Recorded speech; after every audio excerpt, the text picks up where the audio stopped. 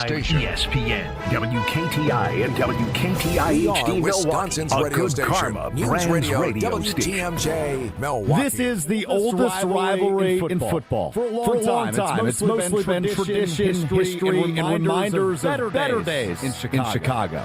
This week, it finally matters again. The 9-4-1 Green Bay Packers. With the speed.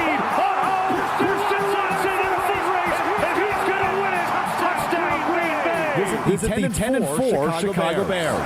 Play fake. Williams looking, throwing. It is caught. Touchdown. Saturday Night Football at Soldier Field. Three games left and a division title hanging in the frozen air. Chicago thinks this is their moment. First place. A little confidence. And a rivalry that suddenly feels real again for the first time since 2013. But history has a way of reminding you who you are. Jordan Love, he's undefeated when he plays a complete game against the Bears. 4-0. Speedy rookie. Love loading up. Deep down the field. Has a man. Touchdown. Matt LaFleur, 12 wins, 1 loss. Right on cue, Joe. The Packers already won the first meeting just 2 weeks ago. Williams looking, throwing, it's intercepted! He shot next into the Packers. And now with December winding down, the margin is thinner. The stakes are heavier. And every snap feels just a little bit louder. Experience versus belief. History versus hope. Saturday night, the NFC North decides who leads the way as we approach January. Packers, Bears. The North is on the line. This is Green Bay Game Day, presented by Orthopedic Associates of Wisconsin. There is a difference. Now broadcasting live from the Gruber Law Office's One Call That's All studio at the Avenue in downtown Milwaukee. Here's Alex Stroh.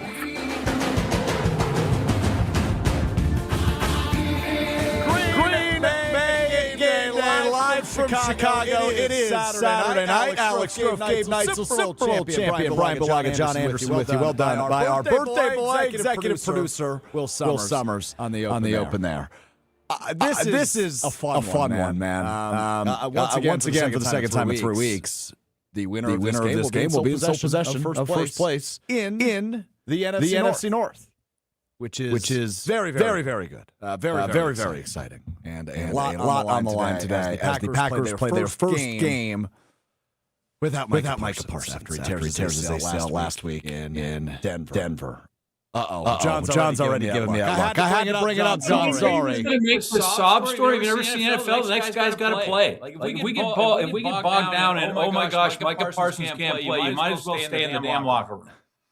I don't know that I'm bogged down because I have, and I've said this multiple times this week. If there's anybody in the organization in Green Bay that I have faith in to figure it out, I think it's Jeff Hafley. I have a ton of confidence in him down the stretch, even without Micah Parsons. I would just say the coaching staff in general. I think Matt LaFleur's done his best work when his back's been against the wall, whether that's been when Devontae Adams missed games back in the Aaron Rodgers era of Matt LaFleur, or even just looking at last year. Put together a hell of a game plan in the games that Jordan Love ended up missing after injuring his knee in the opening game against Philly down in Brazil. So I think this coaching staff, and you mentioned the confidence you have in Jeff Hafley, I think this coaching staff as a whole is just, they operate pretty well when their backs are against the wall. It's a good point by you. But I'm curious from the former player perspective, because that is not me, John, or Gabe. Brian, when you lose a player of this level, obviously it changes things. We saw the effect it had on the game last week as the Packers fall in Denver. But now moving forward, as John just alluded to, it is next man up. What is this situation like for the guys in the locker room on a short week as they get ready to head to Chicago? Yeah, I mean, it certainly was probably in their minds on Monday, maybe a little bit Tuesday, but once you get going and the install goes in and you start game planning and you take the field and you have to start understanding roles and responsibilities and who's going to be stepping in and who's going to be tasked with trying to fill some of that production, right? you have to sit there and look at it, and no one feels sorry for us. Micah's not coming back to save us. It's not like we have to hold off for a week and he'll come back next week and it's going to be okay. That's not the case. So, like, it's got to be a, you feel bad and it sucks. One of your most dynamic players that's ever been in Green Bay is gone for the year. We understand that. But you got to move on. You got to go play. Like the games, it's the next three are coming thick and fast. And this one isn't. This is about as important as it gets. So if you're going to feel sorry for yourself, kind of like John said, raise your hand and say, I don't think I can take that responsibility. Or you have guys that played last year. This defense was good last year. I'm not trying to say they're better without Micah. I'm not saying that. Certainly don't put me on record saying that.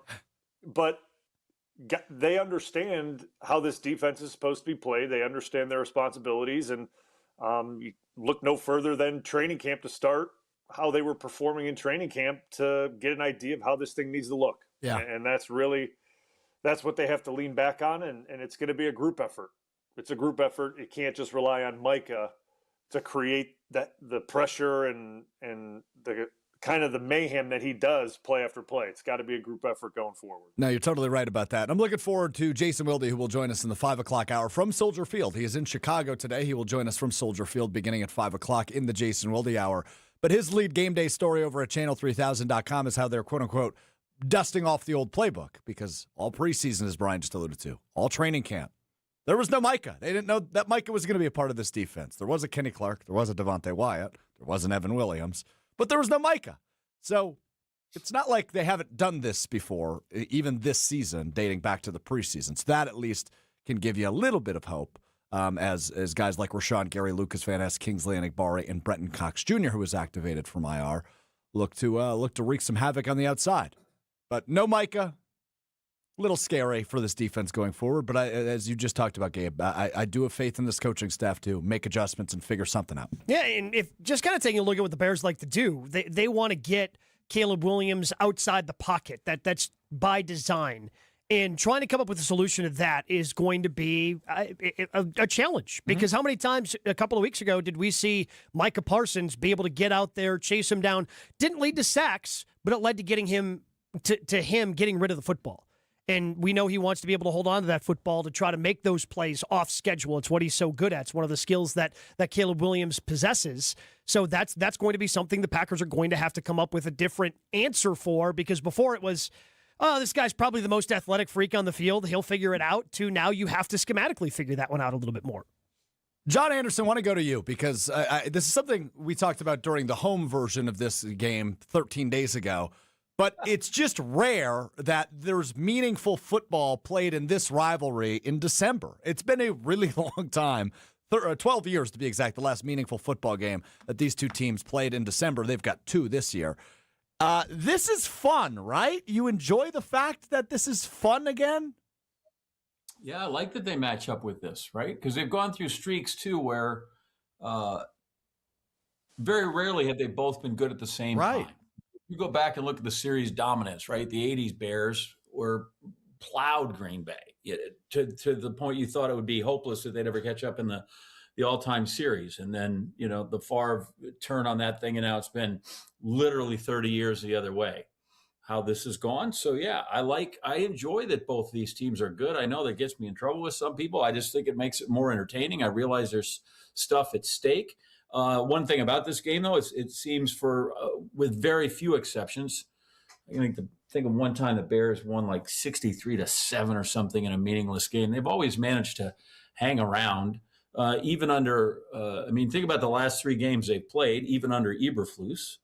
Every one of them came down. I would like the game to not come down and be in the Bears' hands at the end. The Bears had the ball with a chance in the last game. Thank you, Keyshawn Nixon. They had the ball in their hand. They kick it through and Lambeau win. They got a field goal to win against the Packers in Chicago, block. I would just like to, let's see if we could get this thing down so we do not have to stick around for the last possession. Because that seems to, regardless of who's playing or when recently, the Packers have managed to come out on top more often than not. obviously. But there have been some weird things that have happened that have kept the Packers with more points at the end of the game. You hosted SportsCenter for 25 years, from June 1999 to June 2024, when you retired from ESPN, John. And there was 54 matchups between these two teams, the Bears and the Packers, that you got to talk about the highlights on SportsCenter. The Packers went 40-14 in your career on SportsCenter. That's crazy. 40-14. Yeah, I'm trying to think what they were in my childhood. Probably the opposite, right? Not so much. Like my childhood, no, they were both terrible, if you recall. Maybe the Bears slightly better, but I don't recall really at any point the David Whitehurst or Lynn Dickey against Vince Evans or Bob Avellini captured anybody's attention. I don't know that when they speak of, when none of those, they didn't write poems about any of those games. There are no odes that were written to those games. So it comes through. It's much better. And I am not the crank here about the Micah thing, but you look at this, right? It's just like Christian Watson. Yeah, it's nice to have him, but how often have they faced the Bears without Christian Watson? Right? Like it's just, and I don't want to get too far off over my ski tips or out of my area, because with Brian sitting here and he's played that, I just know that in anything, I've been in enough athletics and around enough teams that, like, man, the second you start feeling sorry for yourself, right? Like you just get run over. And especially that nobody on the other side feels sorry for anybody. And so do they have as good of players? No, but they put together a team right now that's essentially a team that got into the playoffs. And actually, where you guys show great faith in Halfley, right here, I feel like Halfley has to show me something. Like this is the game where he gets paid. Yeah, this is the game where he earns his keep right here. I agree with that. I think he's going to be a candidate for a head coaching job regardless of what happens over the course of the rest of the season, to be real honest with you. But you're right. I mean, if he is the defensive coordinator, we think he is, this is the game in which he does that. Brian, I want to give you the opportunity to speak on what John was just referring to. I thought that was a good line by John. When you start doubting yourself or you start feeling sorry for yourself, that's when it kind of ends. I imagine being the former pro you are. Very true statement from John Anderson. No, absolutely. I mean, the self-doubt is the thing that'll get you first. Before you even take a snap or a play happens, if there's self-doubt going on in that field, right? Because the minute there's self-doubt and you go onto the field and one bad thing happens, it just starts tanking, right? You already go in there, kind of feeling sorry for yourself. You don't think it's possible, and then something doesn't go your way, and then that's just the snowball effect, right? It just continues on and on and on. And then there's an excuse for it, and nobody cares, honestly. I mean, the team you're playing does not care. They just don't.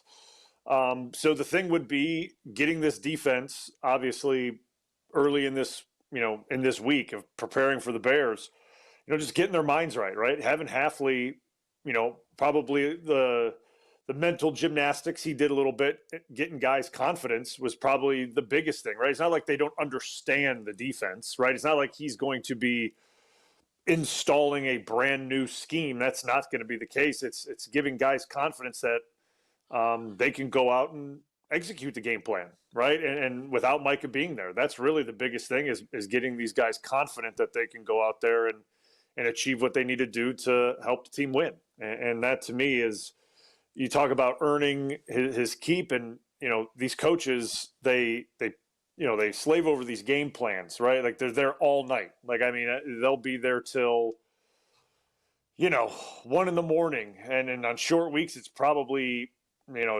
just that.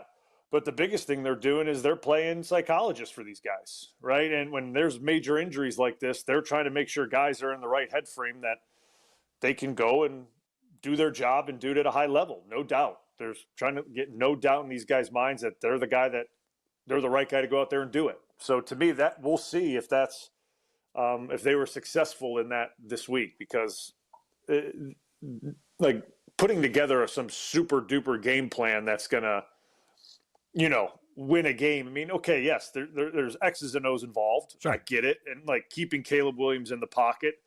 Yeah, that's what I would do. I mean, you're talking about rush lanes and rush discipline and things like that. You can get away with that with Micah because Micah will track down the quarterback looping back around. Like Micah will do that. Well, we don't really have guys there right now that have that closing speed of Micah. So now they're in fairness, nobody does, because Mike is a lot of the times the fastest guy on the field, which is insane.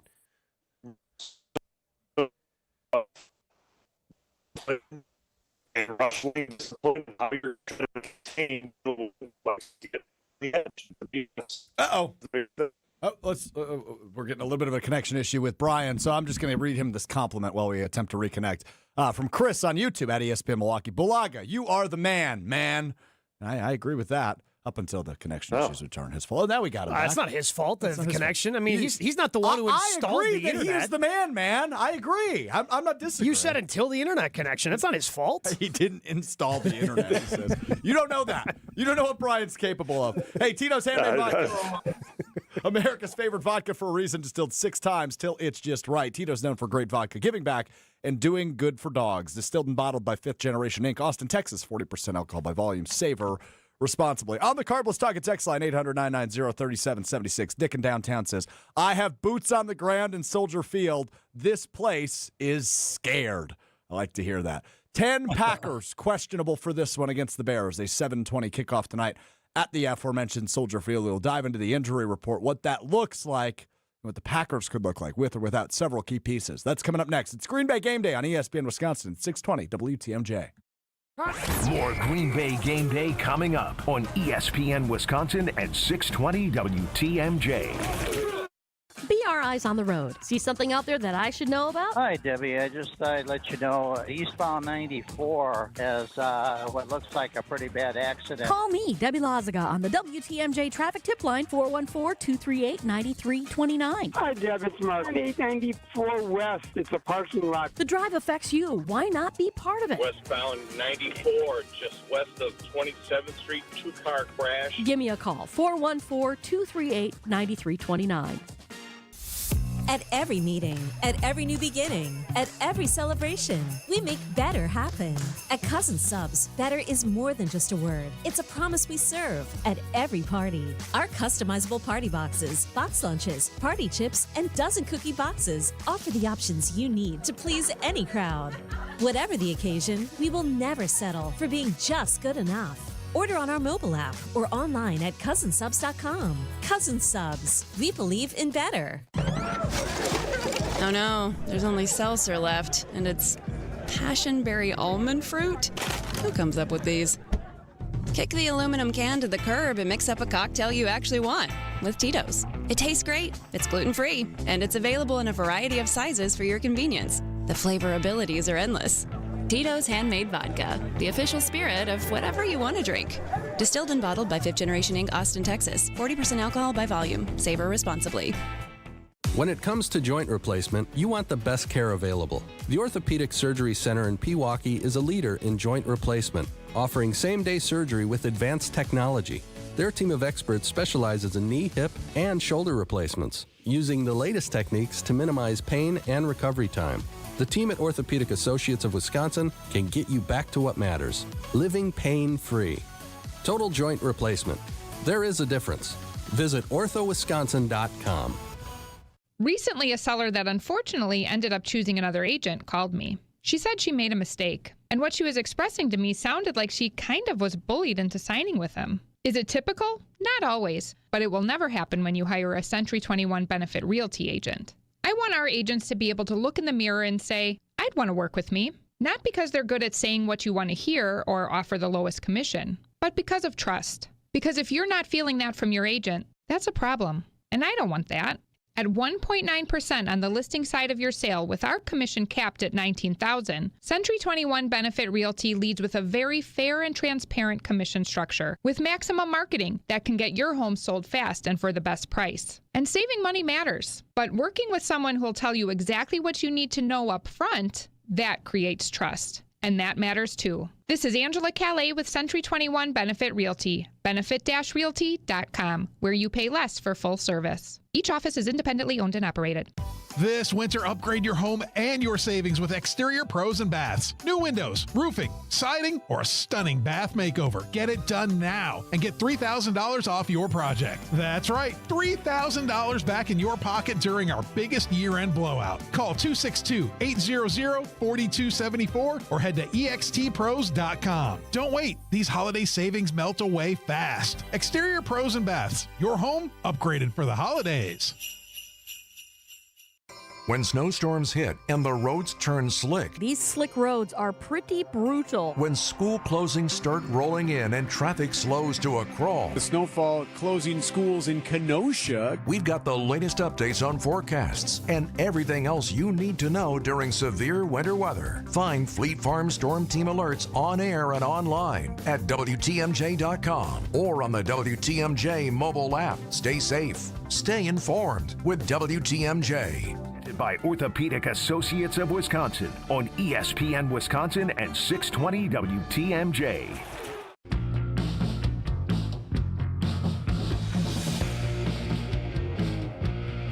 Green Bay Game Day is presented by the Orthopedic Associates of Wisconsin. There is a difference. I'm Alex Strofe. He is Gabe Neitzel with us until 6 o'clock ahead of, who does Marquette play today? Creighton? Creighton. You've got a busy day down in today. Nebraska. So you're doing 2 hours with us, and then you're going to do pregame, halftime on the Marquette Radio Network, which you can hear on 94.5 ESPN Milwaukee, across a couple other affiliates across the state. But I imagine many of us, if you are joining us on Green Bay Game Day, are going to be paying attention to Packers and Bears. How are you going to split your time? Are you going to be watching both? Well, that's the beautiful thing about being at the official road game watch party for Marquette at Buffalo Wild Wings in West Dallas. A lot of TVs there, Strofe. There is a lot of TVs at the Buffalo Wild Wings. No doubt about that. I've noticed something about working with John Anderson the last 2 years. Yeah. Anytime anybody takes a shot at me, he laughs. It's the hardest he laughs on this show. Well, I do think it is humorous. I was unaware where the broadcast originated from, but it is.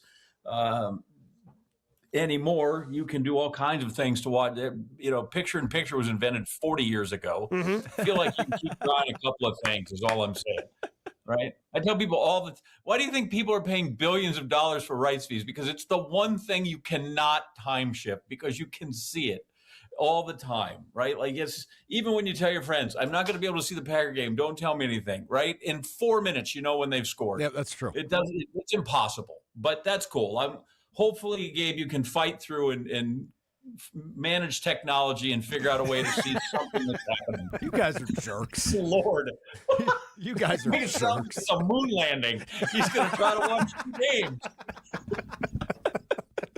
8.5 minutes to go, first quarter. Commanders lead the Eagles 3-0 early in this early Saturday game as they just convert a third down. To keep the ball moving. They lead 3-0 over the reigning Super Bowl champion Eagles. All right, let's talk about this. 10 Packers. 10 are listed as questionable entering tonight's game in Chicago. I'm going to run through the list. And also, before I run through the list, Brian, I might have just missed this. Has it always been a thing where if you're fighting multiple injuries, they list multiple injuries on the injury report? Because there's multiple Packers with multiple injuries.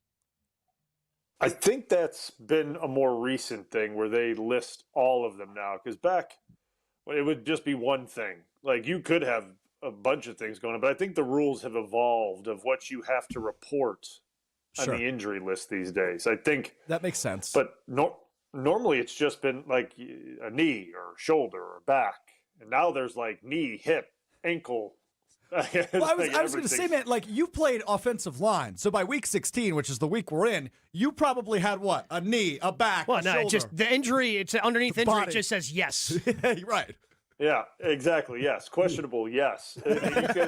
You could just start putting that like at week 6 is just questionable for everybody. I mean, if you want to cover your bases, you might as well just do that. Well, and that's essentially what it is. Yeah, that's what it kind of seems like Matt LaFleur does more than most coaches, and maybe he wants to avoid the $100,000 fine the Ravens had earlier this year when they did what could have been interpreted as misleading, and the NFL just decided was stupidity, and still fined him $100,000. Didn't take away any draft picks for what they were doing with Lamar Jackson earlier this year. So it feels like the Packers are like, All right.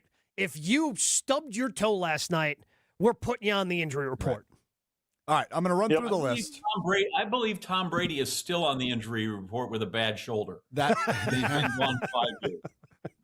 Yep. Good pop. Good pop. After that, he had like 212 straight weeks or whatever it was with an injury on the right shoulder. Oh, makes sense. All right, here's the list. Gabe, I'm going to give you the opportunity. If you at any point want to cut me off as I run through this list and make a comment, okay, just put your hand up and I will stop. Okay. We start with Josh Jacobs, who has a knee and ankle injury. Hand is up. Okay, we'll stop there. So this is what I really want to talk to Rob about, because apparently he went on our sister station, ESPN 1000 down in Chicago, and told Carmen and Yurko in the middle of the day yesterday that he believes that Jacobs is more doubtful than questionable, which is concerning. Great. So really want to talk to Rob about that. Although they didn't make any moves yesterday. The running back that they've been bringing up from the practice squad was out of options to come up, so they would have had to make him an official member of the 53-man roster. I know Chris Brooks is going to be coming up on this list as well, but they would have made some sort of move to shore up the running back position, though, if Josh Jacobs wasn't going to play. So I wonder if something changed between Rob yesterday going on Carmen and Yurko, and then how the Packers kind of felt by the afternoon. I already know you're going to put your hand up for this next name. So John, Brian, if you want to jump in on this next one, Christian Watson is listed as questionable with a chest and shoulder injury. That was a weird one last week. Yeah, but it seems like he's going to play. Yes, which is good. Packers offense is better with him on the field. Dead. Yeah, I thought he was dead too. I thought he was dead. I did too. I'm like, get a sling. He's done. Crazy that he's going to come back. It looked so similar, Blue, to when Charles Woodson tore his shoulder up in the Super Bowl in 2010. The way he kind of landed on his arm, and then the way the arm just kind of jammed up into the shoulder.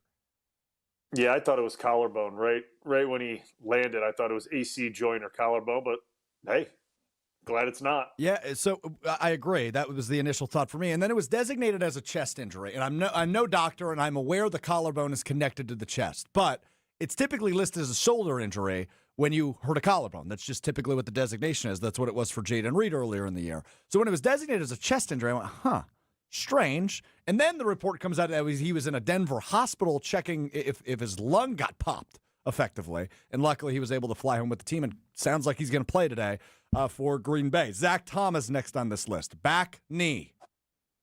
Yeah, I'm worried about that one a little bit. I don't think he's playing. I'm worried about that one. Doesn't seem like he's going to play. Yeah. Could I argue that is the most on offense? That's the most crucial of the questionables. I was going to. I would push back, John, because this week, the Bears do have one guy that can get after the quarterback, but one of the weaknesses of this Bears defense is being able to generate pressure. If this was last week and you were going up against that pass rush, I would say yes, you want Zach Tom out there. But this week, I feel like Christian Watson is more important than Zach Tom. Okay. All right. I mean, no rebuttal. I'm not gonna disagree with that. I mean, I just always look at it if you're gonna beat pressure and you're gonna do things like that because they're gonna pressure. Blitz pickup is very important, and having tackles that understand when to squeeze, when not to squeeze. Assignments, eyes, passing off stunts and twists. That to me, because that's what the Bears do a lot of how they generate pressure is stunts, twists, and then add linebackers in over the top on it. So having a tackle that's able to pass things off on the road, it's going to be loud. Communication, that's my only 2 cents on it. But I mean, I think Kennard can play. I think Kennard can play. I think he's able to. It's not like I'm severely worried that he's going to step in and not be able to get the job done. I mean, yes, Sweat is good. Sweat's good, but he's a different body than what he saw last week. Well, as you say that, Brian, real quick, the next name on this list is Darian Kennard with a neck injury. Yeah, I mean, I think he's going to be fine. I hope so. I think he'll be fine. I hope so. And now, when you guys were discussing, I'm glad John said the most important offensive questionable, because I would have disagreed, because I think this could be the most important questionable. Does not sound like he will go. And that is safety Evan Williams with the knee injury. He got injured in the same exact play as Micah Parsons. And good story from Jason Wilde over at channel3000.com this week. He had one trainer attend to him. Where is everybody? Where is everybody, he thought? Because there was 12 trainers with Micah Parsons. Yeah, well, that'll money humble you quick, right? Yeah. He knows where he falls in the food chain. Yeah, money talks, man. Sure does. That's the way it goes. But it sounds like Evan Williams could be back by the end of the regular season, but he's dealing with some swelling. Doesn't sound like he'll go today, which, Gabe, I do want to talk to you about that a bit later in the show, about what they do in the defensive backfield without Evan Williams today when he's officially ruled out a bit later. Dontavian Wicks is questionable with an ankle injury. He sounds like he should go, but still kind of dealing with that injury. You mentioned Chris Brooks already, Gabe. He's dealing with the chest injury, so 2 running backs are questionable, Josh Jacobs and Chris Brooks. Again, I feel like both of them are probably going to go, otherwise they would have made some sort of adjustment to the roster. And the remaining 3 names on this list are all edge rushers. And it's not Micah Parsons I'm referring to. Kingsley Enagbare was added with an illness. He should go.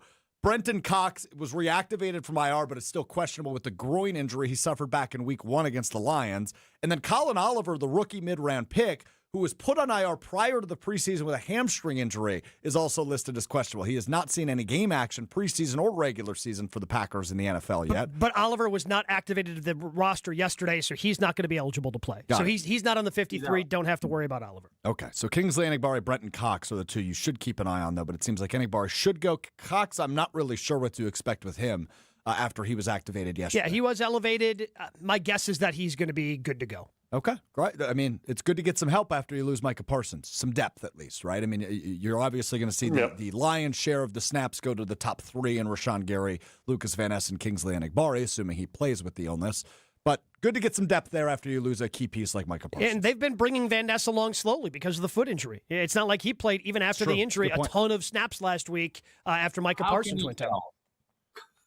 I know I'm always hard on him, but I want to know how you can tell that we're bringing him along slowly. It feels like we've been bringing him along slowly for a long time. Because he's not out there. I think he played 22 snaps. I think that's what the count was for him last week.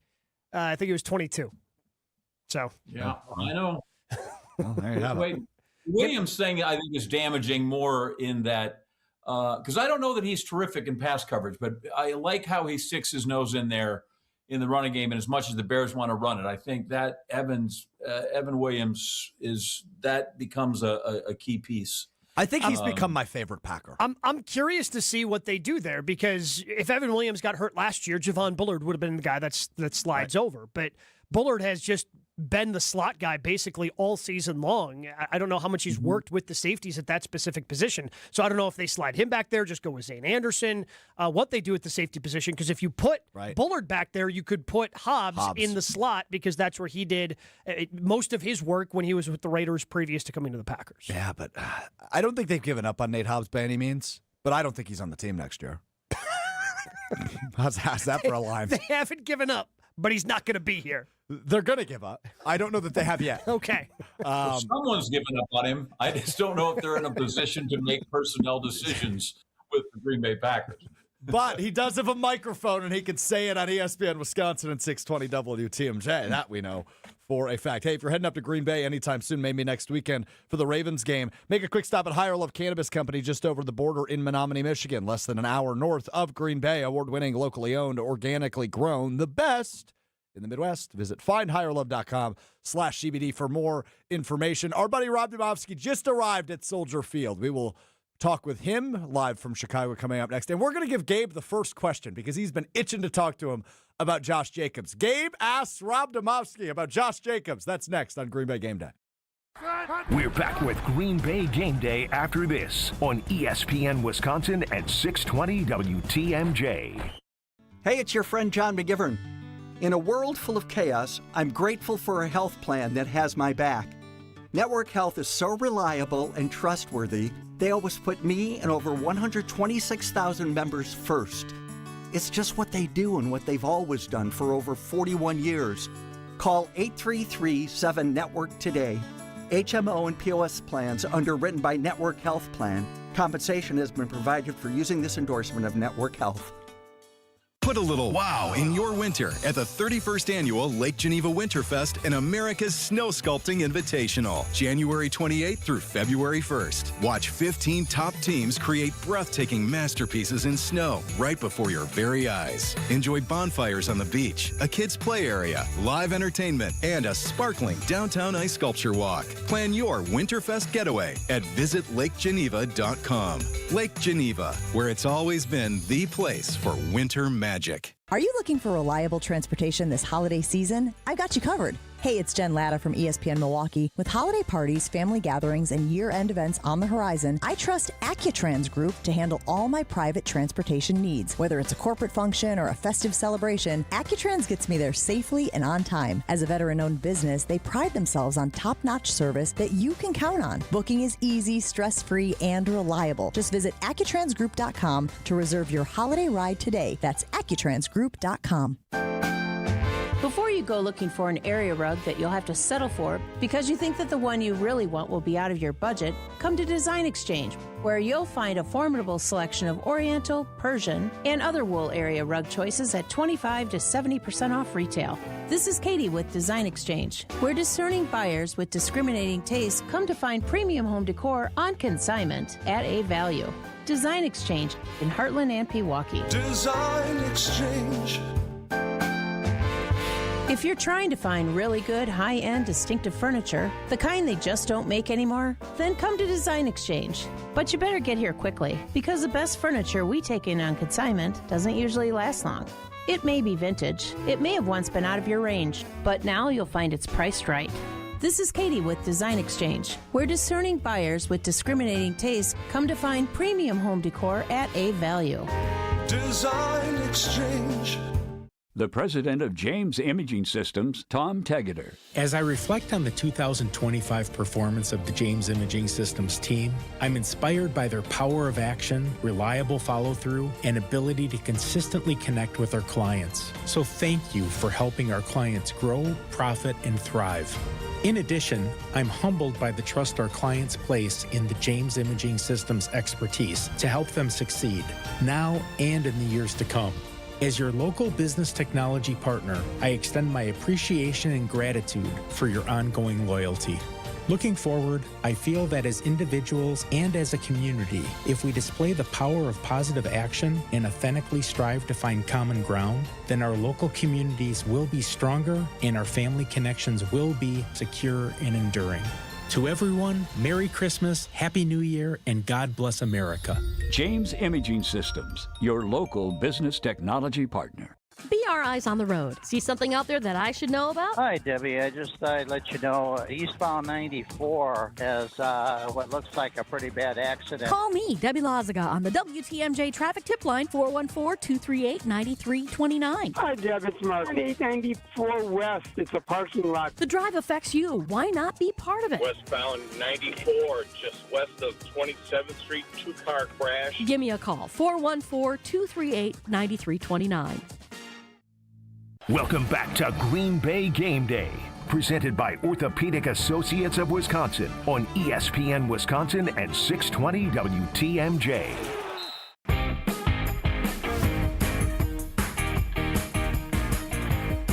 Green Bay Game Day is presented by the Orthopedic Associates of Wisconsin. There is a difference. Joining us now from Soldier Field in Chicago is the bold, the bald, the beautiful ESPN NFL Nation reporter Rob Demovsky. Typically, I ask the first question. Not the case today. Gabe Neitzel, the floor is yours as we welcome in Rob Demovsky. Hey, what's going on, Rob? How are you today?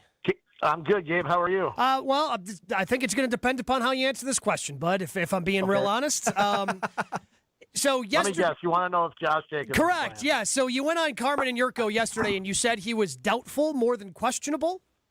Well, that was my that thing took on a life of its own. I said if I had to guess, he was closer to doubtful than questionable. And then, of course, these internet idiots just, Rob Demovsky's reporting that Josh Jacobs is doubtful. No. Well, no, I saw the report that you'd said doubtful more than questionable. And obviously, because like Christian Watson, I felt was more probable than questionable. So I guess I understood the context in which you were delivering it, because for the Packers, everybody's questionable.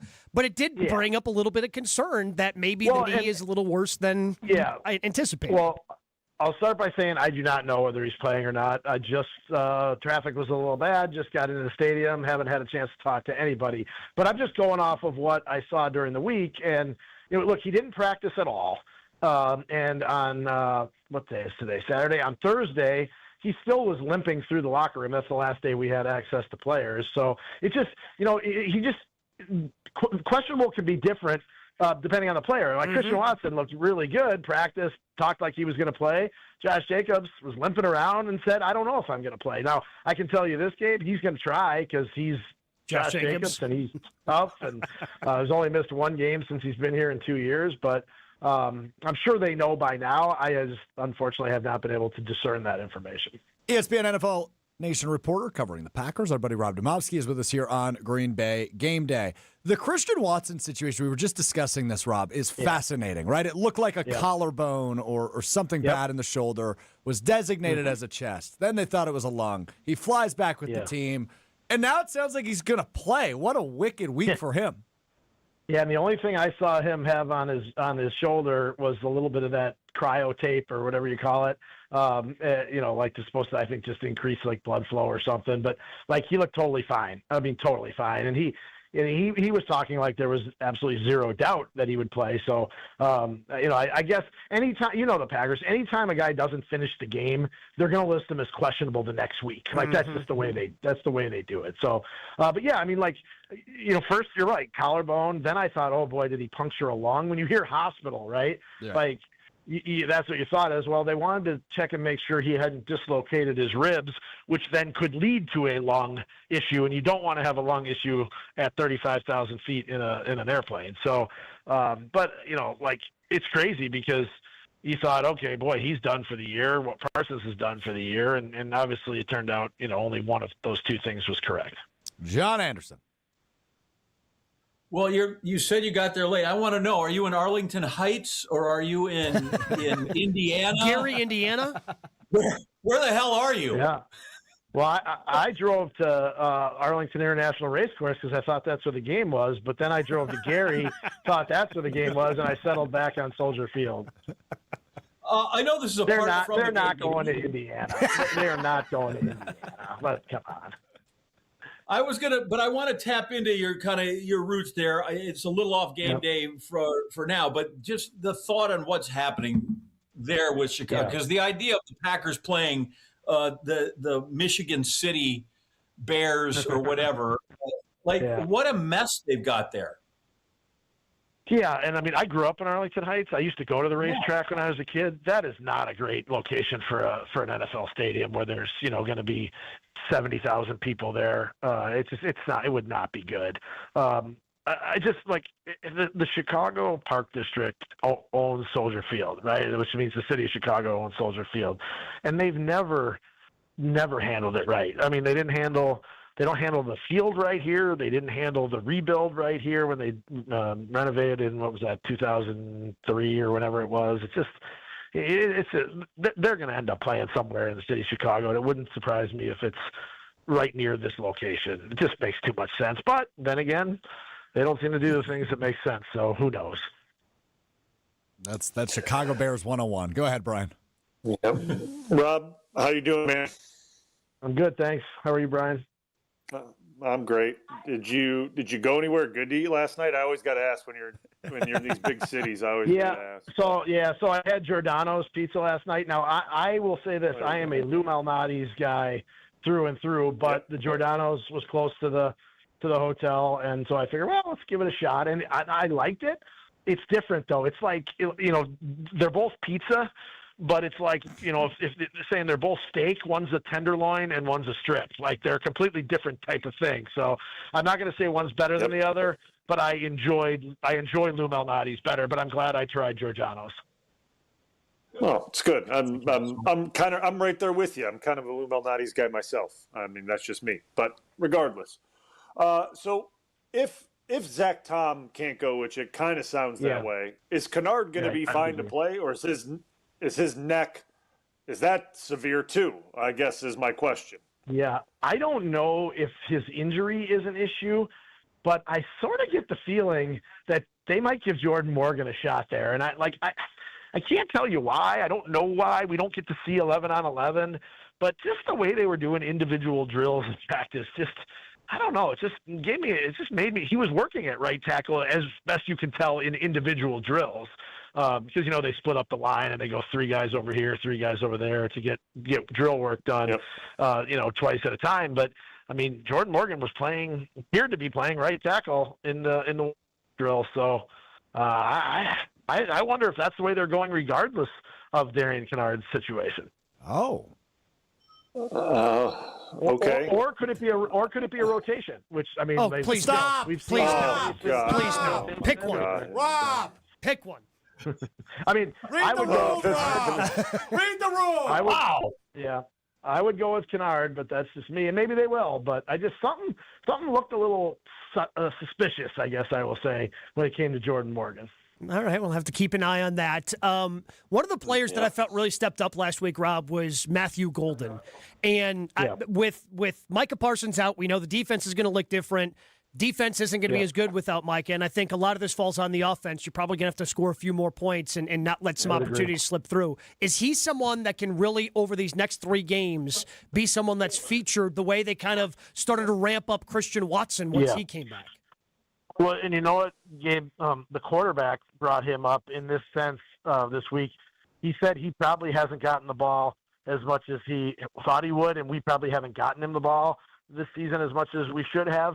So that tells me it's at least in the back of the mind of the quarterback, right? And, like, whether it's conscious or subconscious, the fact that he brought that up about, the fact that he hasn't gotten the ball enough makes me think that, when the guy's going through his reads, maybe somewhere in the back of his mind, he has that trigger that, zero's open, let's get him the ball.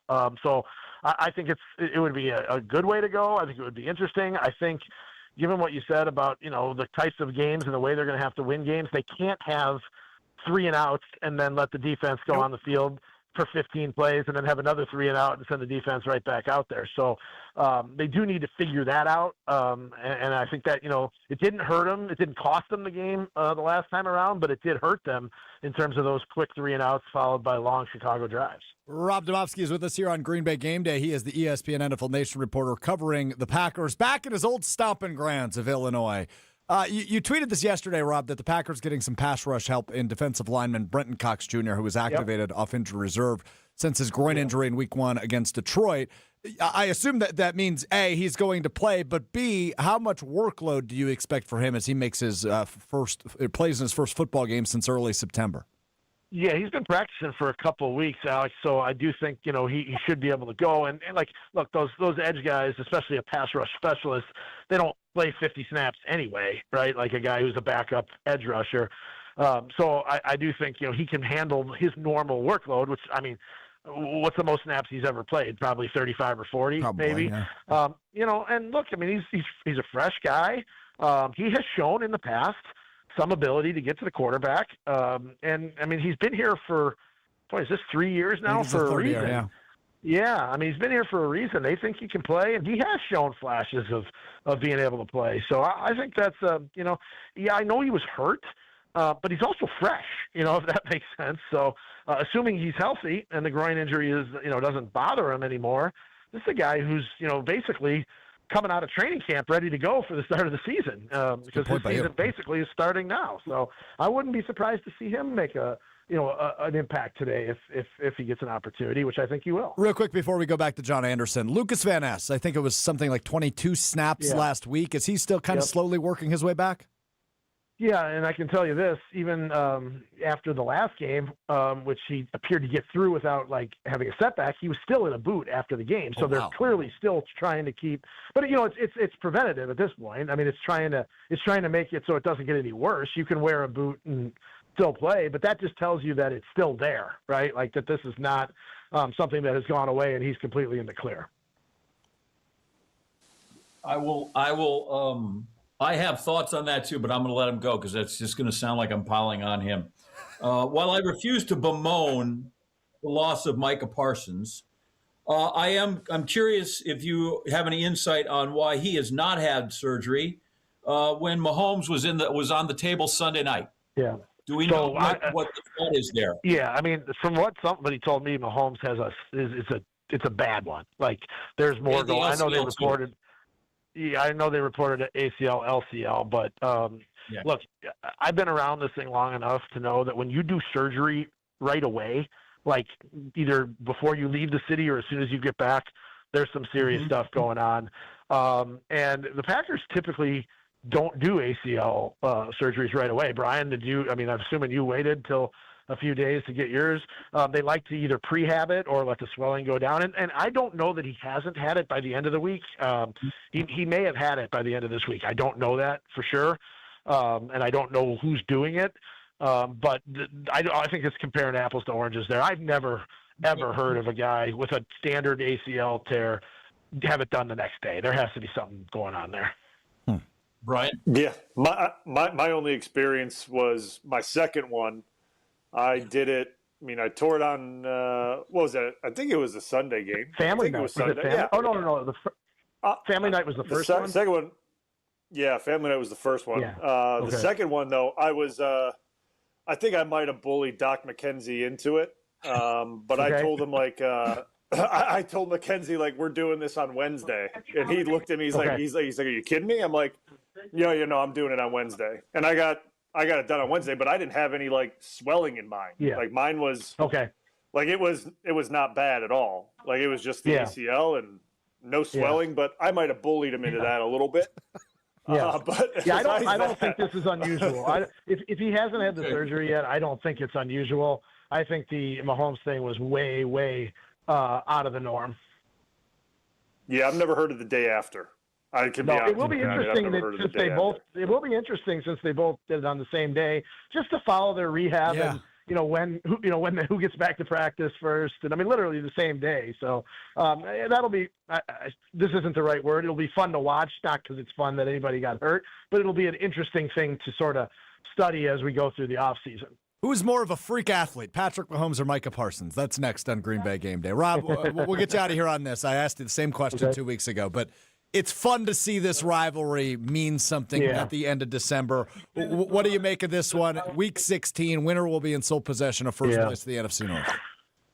I'm going to rain on the parade a little bit here because even if the Bears win this game, I still don't think they win any of the next two games. The Packers can lose tonight and still win this division, and I think they probably will. Even if they lose tonight, they still will win this division because I think they will win their next two, and I think Chicago will lose their next two.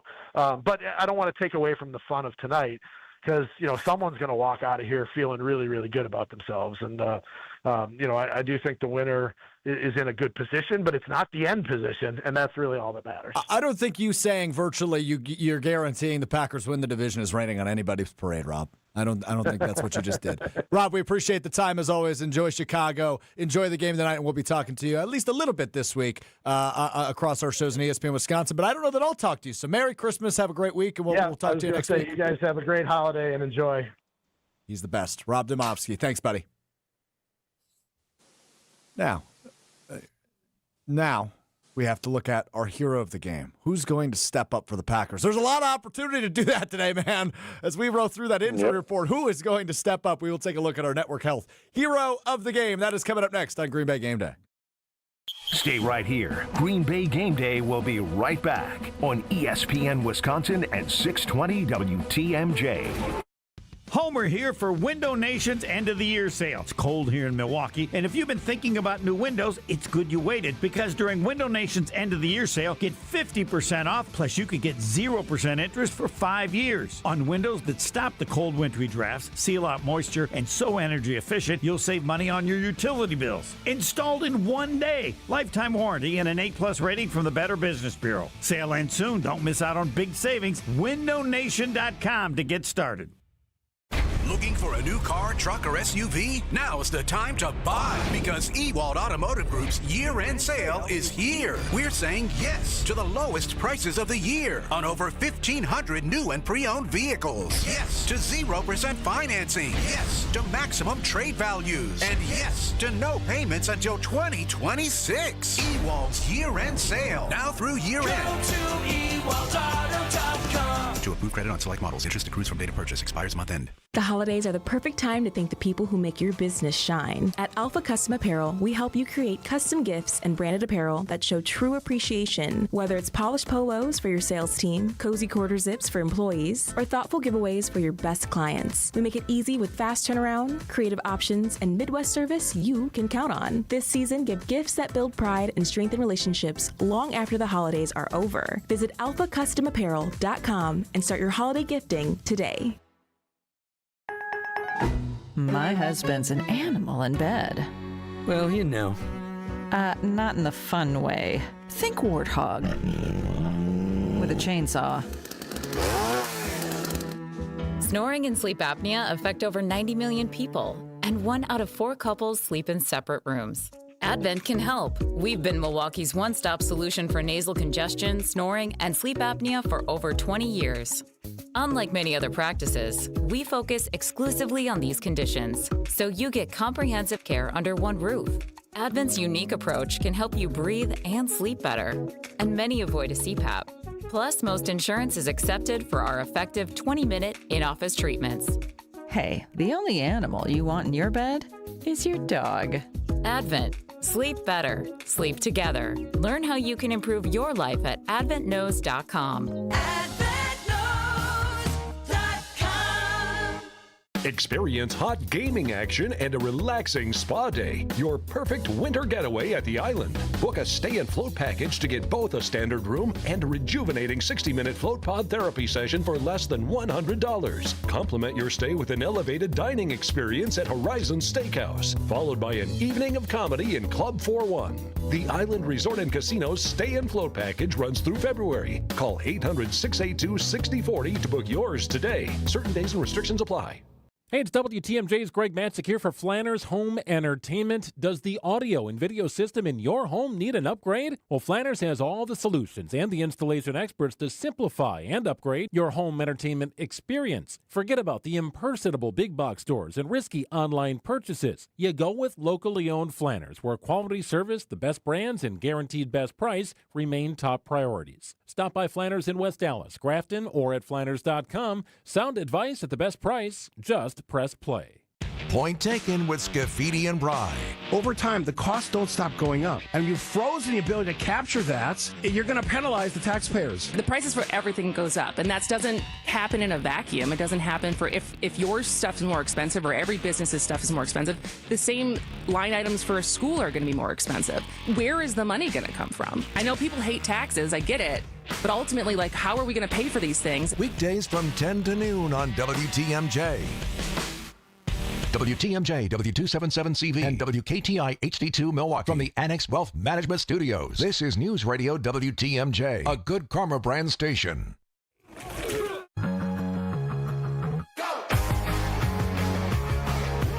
Yeah, it's Green Bay Game Day, presented by the Orthopedic Associates of Wisconsin. There is a difference. Alex Strofe, Gabe Knight, so Brian Balaga. John Anderson is with us. He might be in the restroom or something. He's not at his desk right now. But he will be rejoining us in It's a happened moment. to us all. All right, if we're being honest. You were broadcasting long enough. You missed time to break, and you're in the restroom a little too long. Actually, he's eating something. So I'm not going to ask him what he's eating, but I will acknowledge he is eating something. Now, Gabe, I would just say you're backing him up because you are known for occasionally at the Tundra Trio getting into a conversation that lasts a little too long, and then you yell at me when I yell at you. Yeah. Yeah. Because, again, you could just let it go. Nobody knows. Just let it go. Open up the segment, people slide in, and then everything's smooth. But, Gabe, you know me better than that. You know me better than just that. asking a little professionalism out of you. What are we snacking on, John? I have a banana. Okay. Potassium's crucial. Just before I came today, I had an 11-mile run. So I just wanted to get back into the legs. And that's all. There you go. For those of you listening on the radio, you should see Brian Balaga's face when John Anderson said he went on an 11-mile run. I don't think we knew you were such a runner. Yeah, and I hate it, but it's the only thing I can do well. Are you training for something? Yeah, my daughter's college graduation. I want to be there in May. Oh my God. I want to be alive so I can see it. Didn't realize you were questionable for May, but okay. Bravo. Good to know you're putting in the work to make sure you get there. Dude, We're 6-0. You never know. Life comes at you fast. Okay, so it is 1965. I don't know if you know this because I was looking at your Sports Center tenure on Wikipedia earlier when I referenced the Packers-Bears stat. It says you were born in 1964 or 1965. Well, it was a long labor. No, it was just the doctors lost track of time. Who could say for sure? Wow. Which would sound funny if you were like it was New Year's Eve, but since it was actually in the middle of May, it doesn't hold as much weight. It was 1965. John Anderson on fire. Time now for our Network Health Hero of the Game. Network Health honored to serve many veteran members, and they're also proud to count veterans among their employees because they're based right here in Wisconsin. They are able to develop health plans specifically with their veterans in mind. That is Network Health, and since he's on fire, we'll give him the rock right off the top. John Anderson, who needs to be the hero of the game for the Packers to secure a win and first place in the NFC North after tonight? Well, my first thought was probably Nate Weir, the head athletic trainer. I feel like he's going to have to tape a lot of that stuff up. I don't know, get the Toradol out, get the shots out. I don't know what we got going on, but that guy's going to be crucial. We use him all the time, and one of us always stumbles on to Jordan Love. But I just feel like with all the guys that are questionable, like he's the guy that's going to have to hold this thing together offensively. And if your defense is perhaps compromised with the loss of Micah Parsons, and you need 7 more points, I think he's going to have to be at his best, which is what we saw the first half of the game against Denver.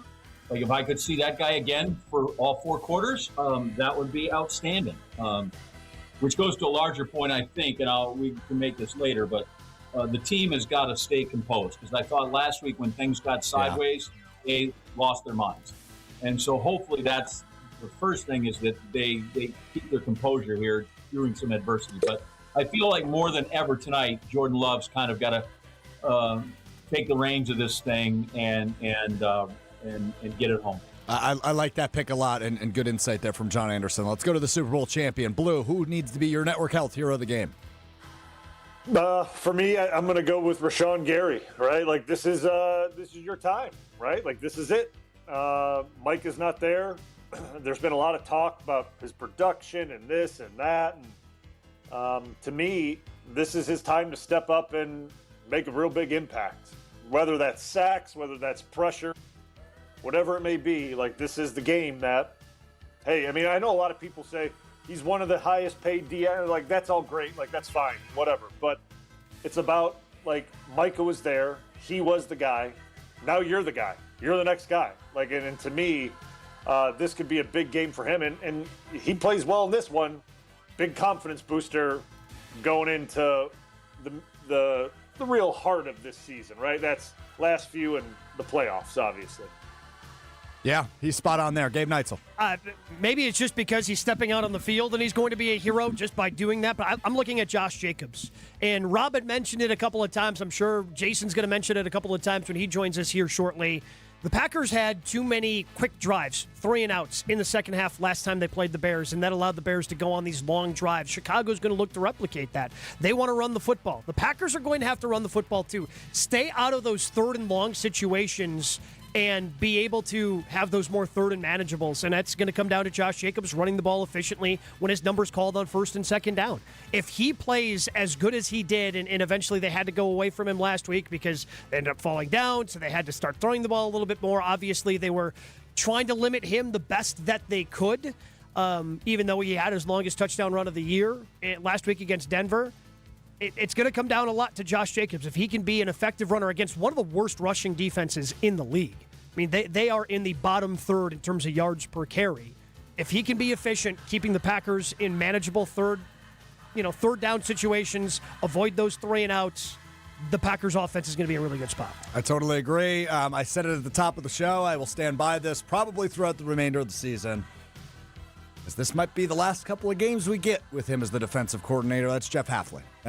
You gotta figure something out today. I mean, Chicago, despite some of us maybe not being super believers, the record's good, their offense is improved, and he is matched up with one of the best play callers in the National Football League today in Ben Johnson. Jeff Hafley without Micah Parsons and likely Evan Williams today. Got to make something happen defensively, so Jeff Hafley will be my hero of the game. But always my hero as Dave Grohl and the Foo Fighters once said. It's Jason Wilde, who joins us from Soldier Field, coming up next on Green Bay Game Day. Stay right here. Green Bay Game Day will be right back on ESPN Wisconsin and 620 WTMJ.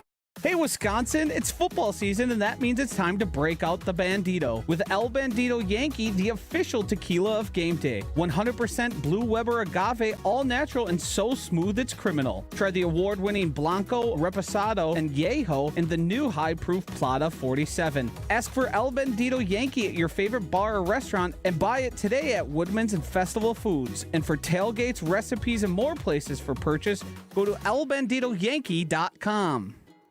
There are a lot of benefits to having Less's Glass install your new all-glass shower enclosure.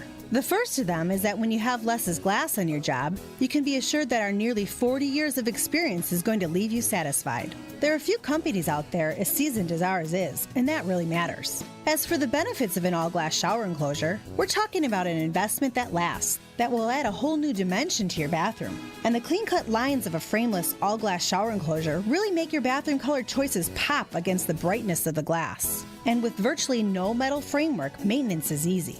They're simple to clean, you won't have to worry about any rusting, and you'll up the wow value of your bathroom and your home. This is Stacy Sinks with Less's Glass Service. If it's a new glass shower door, fogged or broken insulated glass replacement, or affordable glass and mirror home decor that you've been looking for, you just can't pass on Less's Glass. Less's Glass Service, serving all of southeastern Wisconsin. Find us at lessglassservice.com. Milwaukee Weight Loss is extending their huge holiday sale with $300 off now through December 26th with the lowest prices of the year on the result-getting Milwaukee Weight Loss program. We know the secret to losing up to 1 pound of fat every day with no exercising, no prepackaged meals, no counting points or calories, no drugs, no surgery, and no injections with the risk of serious side effects. You can start losing those unwanted pounds either before, during, or after the holidays. No more losing weight and gaining it back. You can keep the weight off for good with this program. Visit MilwaukeeWeightLoss.com now to schedule your free consultation. Hey, WTMJ, Steve Scafidi here. I took advantage of the Milwaukee Weight Loss program, lost 45 pounds this year. You can take advantage of the lowest prices of the year with $300 off. But hurry, sale ends on December 26th. Many patients lose 20 to 30 pounds in about a month or two. Call for your free consultation, 262-449-1180. That's 262-449-1180 or MilwaukeeWeightLoss.com. That's MilwaukeeWeightLoss.com. If you've ever caught yourself putting hemorrhoid cream on your toothbrush instead of toothpaste, you might need a better night's sleep. People are loving Penny Mustard's line of double-sided memory foam mattresses. If you told your boss, I love you, when ending a phone call, you might need a better night's sleep. Made in Wisconsin and built to last 45% longer than the average memory foam mattress. If the server says, enjoy your meal, and you respond, you too. Insanely comfortable, exclusive, double-sided memory foam developed by the sleep geniuses at Penny Mustard. If you hugged your dentist when he was trying to unclip your bib. Offering zero-gravity sleep positioning. And backed by a 1-year comfort guarantee. If you spend 20 minutes following an unsuspecting stranger around their hardware store because you thought he was your husband, you might need a better night's sleep. And a better night's sleep starts at Penny Mustard Furnishings. Find a showroom near you at pennymustard.com. Better versions of the sleep people want. Penny Mustard Furnishings. Your way inside the huddle. Hut 1, hut 2. Without putting on any pads. It's Green and Gold Insiders on Wisconsin's Afternoon News. Matt LaFleur has been one of the great regular season coaches in the history of the NFL. If you just look at numbers, your legacy is built on postseason football. Every day of the regular season at 4:15. It's Green and Gold Insiders all season long, right here on WTMJ.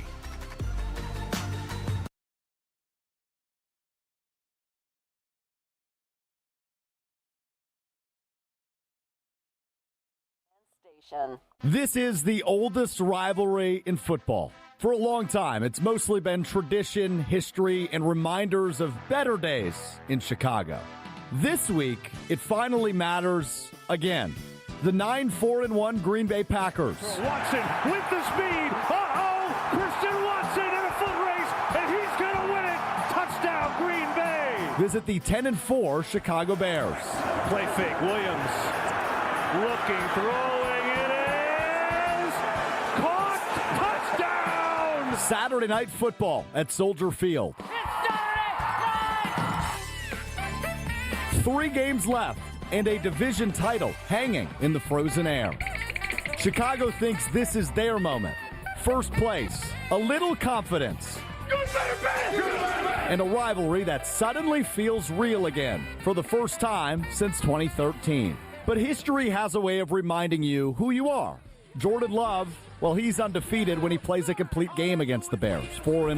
The speedy rookie, Love, loading up, going deep, down the field, has a man, it's caught, touchdown, Bo Melton. Matt LaFleur, 12 wins, 1 loss. Right on cue, Joe. The Packers already won the first meeting just 2 weeks ago. Williams looking, throwing, it is intercepted! Keyshawn Nixon and the Packers will win it! And now, with December winding down, the margin is thinner, the stakes are heavier, and every snap feels just a little bit louder. Experience versus belief, history versus hope.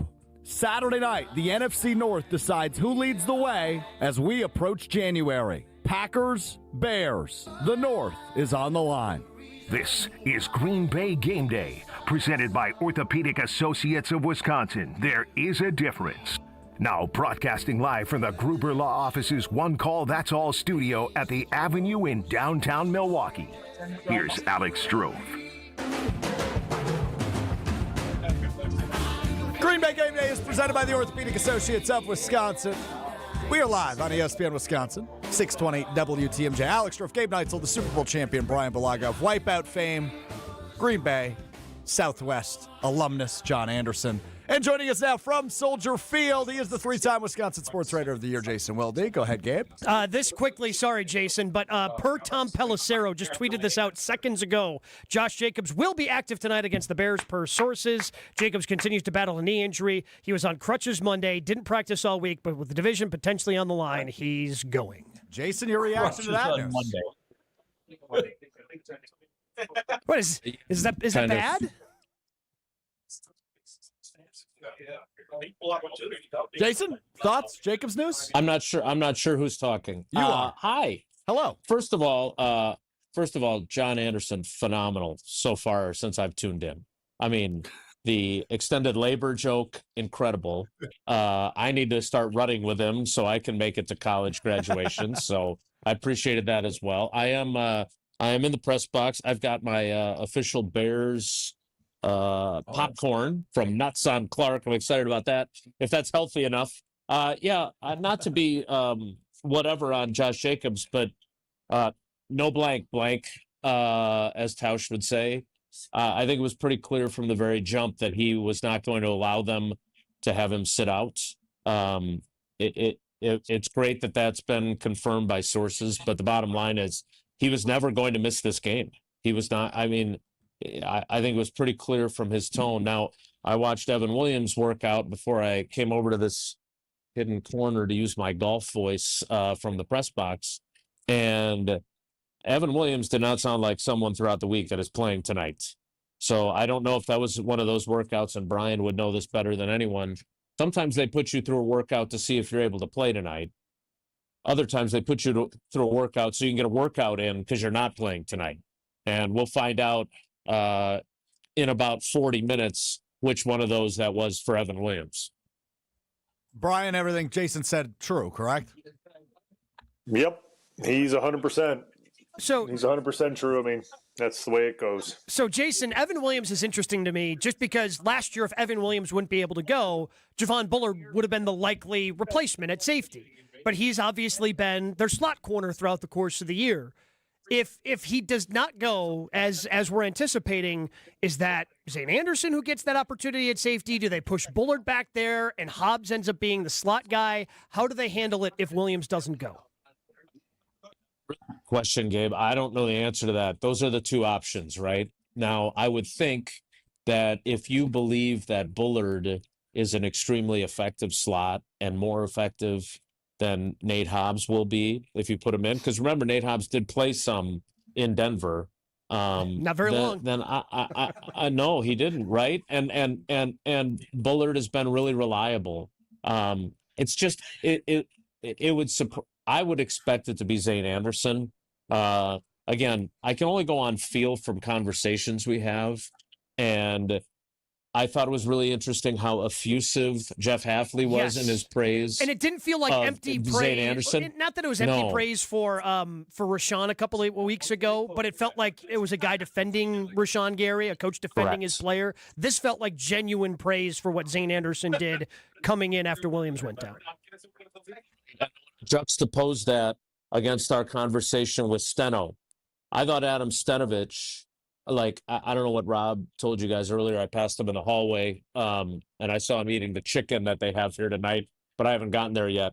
But I think it's probably going to be Jordan Morgan at right tackle, not going with Darian Kennard. Now, Darian Kennard was questionable on the injury report with a neck. I don't know if that factors in there. But if you remember, and I know, Gabe, we talked about this earlier in the week, when Zach Tom got hurt early in the season, they literally played 3 guys in the span of 2.5 games at that position when Tom wasn't available. They put in Kennard to end the Lions game. They started Belton in 4 days later against Washington. And then when Zach Tom went out after one play in Cleveland, it was Jordan Morgan. So I would anticipate, also because they feel good about what Darian Kennard does as that kind of jumbo tight end, the Kevin Berry guy, I would expect him to still be in that role. Again, we'll have to wait and see, but I would expect them to start Zane Anderson and leave Javon Bullard where he has been very effective this season. So we don't need to boo you like we booed Rob when he suggested the possibility of a rotation at right tackle. All of us reacted. It was not very professional by us, frankly.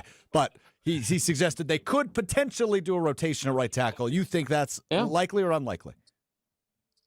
Well, Rob's the best, so who am I to judge? I would say that I don't know. I personally am not a fan of rotations. No one is. Neither are we. No one is but the Packers. I like to think of myself as an honorary offensive lineman who, unless you're the guy who wouldn't be playing at all and is getting at least rotated in, really doesn't like it, right? Brian will tell you that. So if they do that, fine, I guess. But again, like, and I don't want to pick on Jordan Morgan, just like I didn't want to pick on Rashawn Gary last week from that lovely office at the Champion Center in Appleton. Yep. I don't I think it's reasonable to say, look, you're a first-round pick. You've struggled at guard. We all know you want to play left tackle. But, dude, first place in the division is on the line. Like, we need you, and we need you to play well, right? And there's a guy on this panel, and he's not the 60-year-old guy getting ready for college graduations, who was a left tackle who never got to play left tackle for the Green Bay Packers, thanks to family night ACL tear. Dude had a pretty damn good career. And if you end up being a right tackle, life goes on, right? But you have to be able to do both. You have to be able to do both. And to me, this is the one position that I think it's reasonable to expect Jordan Morgan to be effective at. Like, I also know a guy also on this panel, not named Gabe, that was a terrible guard by his own admission, right? He was cut. Brian Bulaga was meant to be a tackle, and maybe Jordan Morgan is too. But the expectation should be, if we need you to play right tackle tonight, we need you to play. We need you to play at a high level. And by the way, you're not going against the Denver Broncos tonight. You're going against the team that struggles to create pressure, that's not very good against the run. I don't think that it's unreasonable to expect him to play and play well and not need to be rotated for. There's only one person on this panel I want to hear from after Jason Wilde, and his name also is not Gabe. Brian, go ahead. Sorry, Gabe. I guess I'll shut up. Sorry. Yeah, my bad. No, I mean, Jason, you're right. I mean, I agree, because as much as we saw him play right tackle in Cleveland and it didn't go well, that was against Myles Garrett, right? Like, that's okay. That's a guy about to break the sack. That's a guy about to break the sack record. So, like, there's one extreme, and it's not against the Broncos pass rushers, who are really, really good too. So, like, this is a different beast, and he'll probably, if he is the guy, no matter who's there, if it's not Zach Tom, they're going to see Montez Sweat. Montez Sweat's a totally different body build and type that he should be okay with, right? Bigger body. It's not speed around the edge. I'm not saying you can be laid off the ball, but it's not like you're jumping the snap count because you're so scared to death that like you're going to get run by, right? So maybe if he is the guy, you help him early, let him get settled, and he should be able to do it because you said at the start, it's a first-round pick.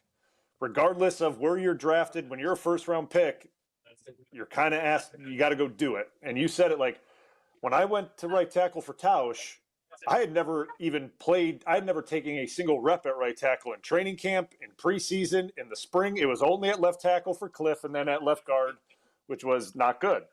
And that was all. And then when I got told on Monday, hey, you're going to be playing right tackle this week, I kind of looked at Campy. I was like, what are you talking about? I've never done that before. And well, that's the way it went. Go do it. Go get it done. That was essentially the message. If you want to play, you're going to go play there. So that's what's going to happen. And that's kind of what this is tonight, right? Like we know Zach Tom will eventually be back. We get that. And he'll eventually be back. But if he's not able to go and they call on Jordan Morgan, like he's got to go get it done. Like, and it's an opportunity for him to, I don't know, get some naysayers off his back, right? Like, I mean, I think it's an opportunity for that, get him some confidence, get some people off his back, because all it is right now for him, and unfortunately, this is what happens when you're first round pick. You guys have been reporting on this for a long time, John, Jason, like you guys have been doing this for a long time. If first round pick doesn't perform in the first 2 years, there's a label put on him, and it's not a good one, right? Like, and it's the way it is. So go out there, play a good game tonight, kind of get some of those bad, vibes off you and get the job done tonight. So if it's him, like just gotta go out and battle and get it done. That was really enjoyable stuff from Jason Wilde and Brian Balaga. Go ahead, Jason. Well, the label that you want is to be the youngest player to ever start a Super Bowl. That's a much better label than the other one. That would be the alternative. Yes. Yeah, it's a good point by you. yes. Which I believe that has been broken. Like that has been broken now, but it was Brian Balaga's title when the Packers won Super Bowl 45. I don't know if it's broken. Yeah. I don't think it's broken. I thought I read it was broken. Maybe I'm wrong. I will dig that up. It was like 12. Yeah, I was. Well, maybe it's older than 12. If it was broken, I haven't been told yet. I will do the research in the break. That'd be news. I will do the research in the break. Coming up next, we find out what's on John Anderson's mind as we continue with Jason Wilde in the Jason Wilde Hour. Brian still has the record. All right, Brian, my bad. I apologize. That's on me. Hand up. It's okay. My bad. Hey, records are meant to be broken, just not yet. Just not yet. I just don't know that one will be. I thought I read that you were the second youngest recently, but I'm full of crap. All right, what's on John Anderson's mind? We find that out coming up next on Green Bay Game Day. Stay right here. Green Bay Game Day will be right back on ESPN Wisconsin at 620 WTMJ. Point taken with Scafidi and Bry. Over time, the costs don't stop going up. And you've frozen the ability to capture that. You're going to penalize the taxpayers. The prices for everything goes up, and that doesn't happen in a vacuum. It doesn't happen for if your stuff is more expensive or every business's stuff is more expensive, the same line items for a school are going to be more expensive. Where is the money going to come from? I know people hate taxes. I get it. But ultimately, like, how are we going to pay for these things? Weekdays from 10 to noon on WTMJ. When you're injured, you want quick, specialized care, not a long ER wait. The orthopedic care specialists at Ortho ASAP treat fractures, sprains, strains, sports injuries, and more right away. With on-site x-rays and expert care, Ortho ASAP gets you back on track faster. Open 7 days a week with locations in Brookfield and Pewaukee, it's more affordable than the ER. Walk in, get treated, and get back to life. Ortho ASAP. There is a difference. Visit orthowisconsin.com. Homer here for Window Nation's end of the year sale. It's cold here in Milwaukee, and if you've been thinking about new windows, it's good you waited, because during Window Nation's end of the year sale, get 50% off, plus you could get 0% interest for 5 years. On windows that stop the cold wintry drafts, seal out moisture, and so energy efficient, you'll save money on your utility bills. Installed in 1 day. Lifetime warranty and an A+ rating from the Better Business Bureau. Sale ends soon. Don't miss out on big savings. WindowNation.com to get started.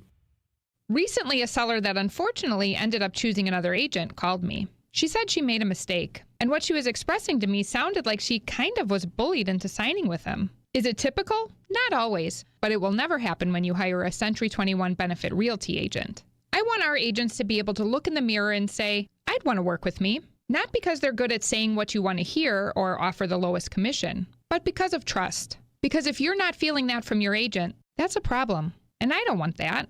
At 1.9% on the listing side of your sale with our commission capped at $19,000, Century 21 Benefit Realty leads with a very fair and transparent commission structure with maximum marketing that can get your home sold fast and for the best price. And saving money matters, but working with someone who'll tell you exactly what you need to know up front, that creates trust. And that matters too. This is Angela Calais with Century 21 Benefit Realty, benefit-realty.com, where you pay less for full service. Each office is independently owned and operated. Artwork, especially original artwork, can be pricey. But when you take it in on consignment from nice people like you who are just ready to change the look of their home, you can price it right. And you'll find a lot of it at Design Exchange. Beautiful frame pieces by a number of notable artists.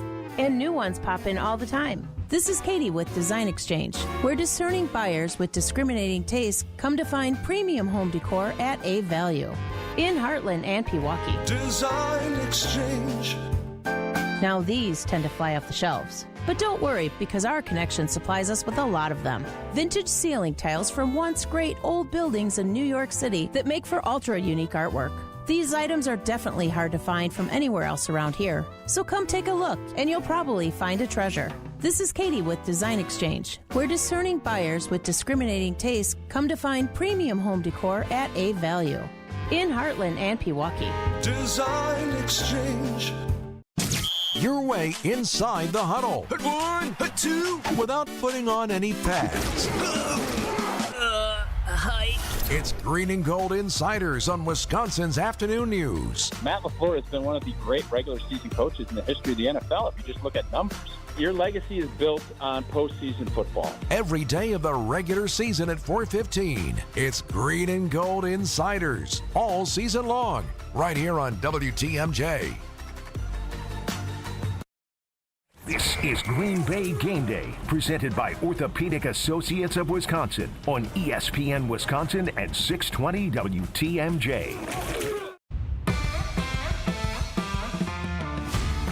Well, the Eagles' implosion continues as they go into halftime down 10-7 to the Washington Commanders. Jake Elliott just missed a 57-yarder. There was a penalty on it, so he got to kick a 52-yarder. Then he missed that. He's 0 for 2 on field goals. Really 0 for 3, but 0 for 2 on field goals as the Eagles trailed the Commanders 10-7 at the break in this first of two doubleheaders here on a Saturday evening on December 20th. It's the Jason Wilde Hour of Green Bay Game Day. Alex Strofe, Gabe Neitzel, Brian Bulaga, the youngest player to start a Super Bowl, and John Anderson with you, with Jason Wilde, who was at Soldier Field inside the press box. And I teased it.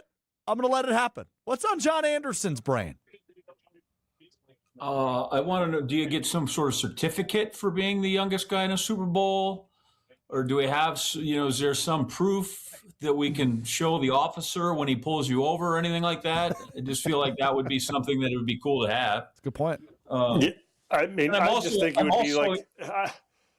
be like the ultimate, who wants to be a millionaire question. No one would be like, who the hell is Brian Bulaga? Don't know who that guy is. Can't be him. And no one would get it right. Can't even phone a friend for that one. Can't even phone a friend. It'd be really good. I would like it to be double Jeopardy, and then when they show it, or not like a visual a Jeopardy question, so then when you come on, then we could get the Monday Night Football, Brian Bulaga, Iowa answer. I think that would be the perfect thing to go.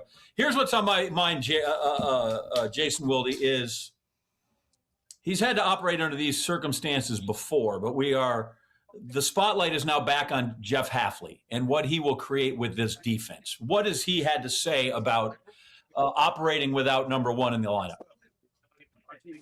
Yeah, look, I think it's not just him. I think, and whether it actually comes to fruition or not, I think the belief is authentic. And that is, hey, we went from January 13th, the day after losing to the Eagles in the playoffs in Philly in the wild card round, to August 27th, or maybe August 26th, since there were some pretty good rumors flying around before the August 28th trade.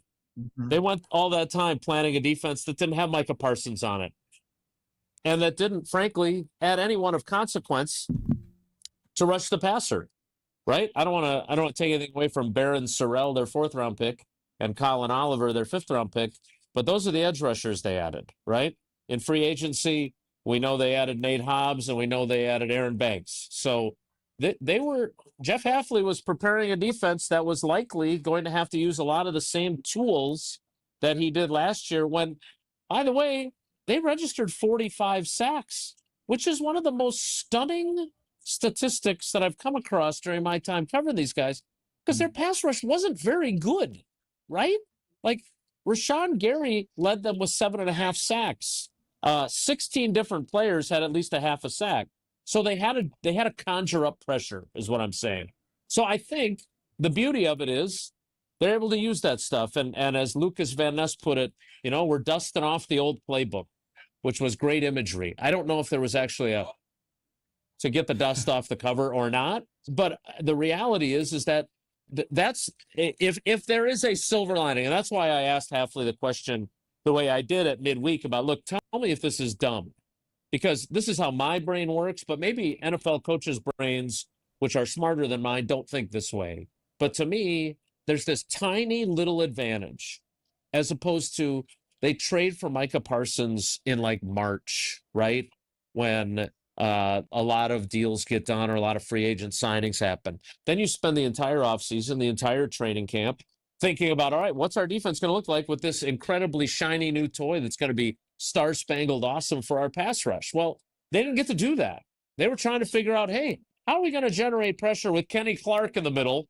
And can we get more from Devontae Wyatt? Now, those are guys they had to adjust to not having. But in this instance, I just think, and I loved Evan Williams' line. To me, his locker is a couple spots down, and I use this as my lead in my story.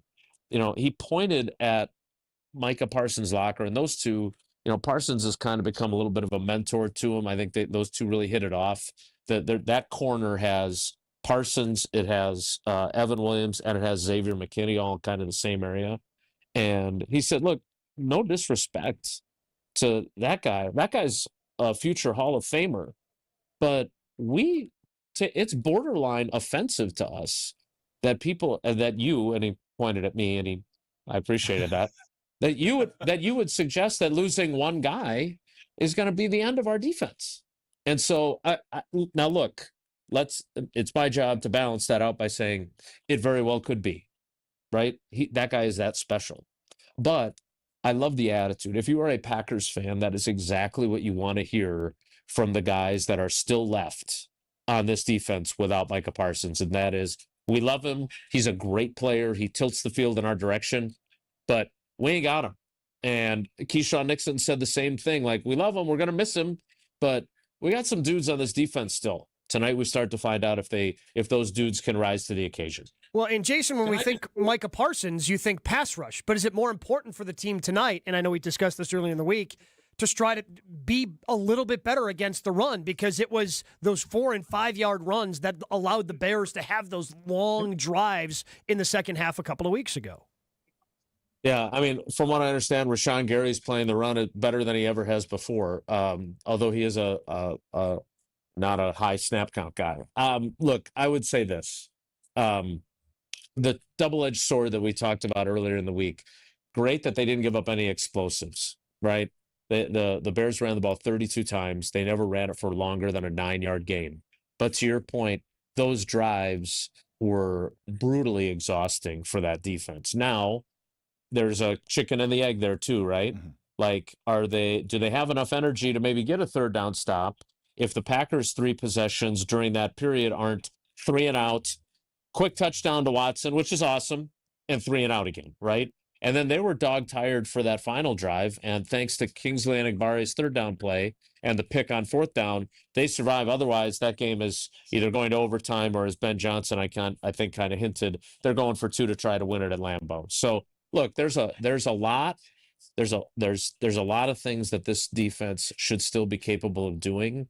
And again, the weird thing, you and I talked about this early in the week, Gabe, like, they're 8th against the run in yards per game and 4th in the league in yard attempt, and yet you can point to this game, that game, where you're kind of like, is their run defense as good as those numbers indicate, right? There's the Carolina game. There's this first half of the Minnesota game before they put the ball in J.J. McCarthy's hands. And last week, or 2 weeks ago, 13 days ago, they kept them to a low average. They didn't give up explosive plays, but they let them keep picking up 4 and 5 yard gains, which gave them third and manageables to keep the drives going. Good stuff, as always, from Jason Wilde here inside the Jason Wilde Hour on Green Bay Game Day, which is presented by the Orthopedic Associates of Wisconsin. We will get to the injury report in about just over 15 minutes, which is also presented by the Orthopedic Associates of Wisconsin. But we know what time it is on Green Bay Game Day. Coming up next, it is the time where John Anderson shines. It is the time where we hash out the biggest discussions about the Green Bay Packers ahead of Packers-Bears Part 2 at Soldier Field in Chicago tonight. It is time for Yes or No with Jason Wilde coming up next on Green Bay Game Day. Stay right here. Green Bay Game Day will be right back on ESPN Wisconsin and 620 WTMJ. As the year winds down, we all pause to take stock of where we've been and where we want to go next. If finishing your degree has been on your mind, this could be your moment. At Lakeland University, education fits real life with flexible evening and online classes, credit for your work and life experiences, and multiple start dates so you don't have to wait. Earn your degree 100% online, close to home at one of our 6 Wisconsin centers, or on our residential campus in Sheboygan County. This next year, invest in what matters most. You. Lakeland University. Experience it your way. Can you feel it? It's the thrill of witnessing a walk-off grand slam, a game-winning touchdown, a buzzer-beating 3. Yeah, you know the feeling. And there's only one place to experience that raw exhilaration. Potawatomi Sportsbook. Catch all the action in a supreme space with dozens of sports betting kiosks, cool drinks, luxe seating, great food, fiery atmosphere, and a monster video wall. Become a legend at Potawatomi Sportsbook. More info online. Must be 21 to enter casino. Hey, it's WTMJ's Kristen Bry, and if you're in the market for a new dentist, you should check out my dentist, Dr. James Michaels at Economowoc Dental Care. Dr. Michaels is committed to providing you with the highest level of care possible. I can assure you that he will prioritize your needs, no matter how sensitive, just like he did with mine. And also, he will be honest with you about what work you need now and what can wait. So whether you need a simple cleaning and exam, a teeth whitening, a more complex dental procedure, Economowoc Dental Care is always there to make you feel as comfortable as possible and give you and your family an amazing smile. And dental care doesn't have to break the bank. Dr. Michael's fantastic staff can set you up with a no-interest payment plan. Listen, we all have to go to the dentist, so don't put it off any longer.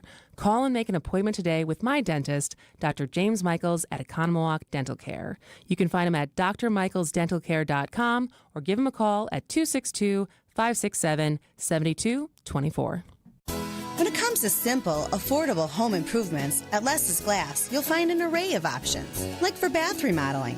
Adding a new glass shower door, embeveling the edges of your mirrors, or simply having us install new mirrors to any living space in your home can add a touch of elegance and depth that can really turn a room's frown upside down. Or maybe you're thinking new cabinet doors.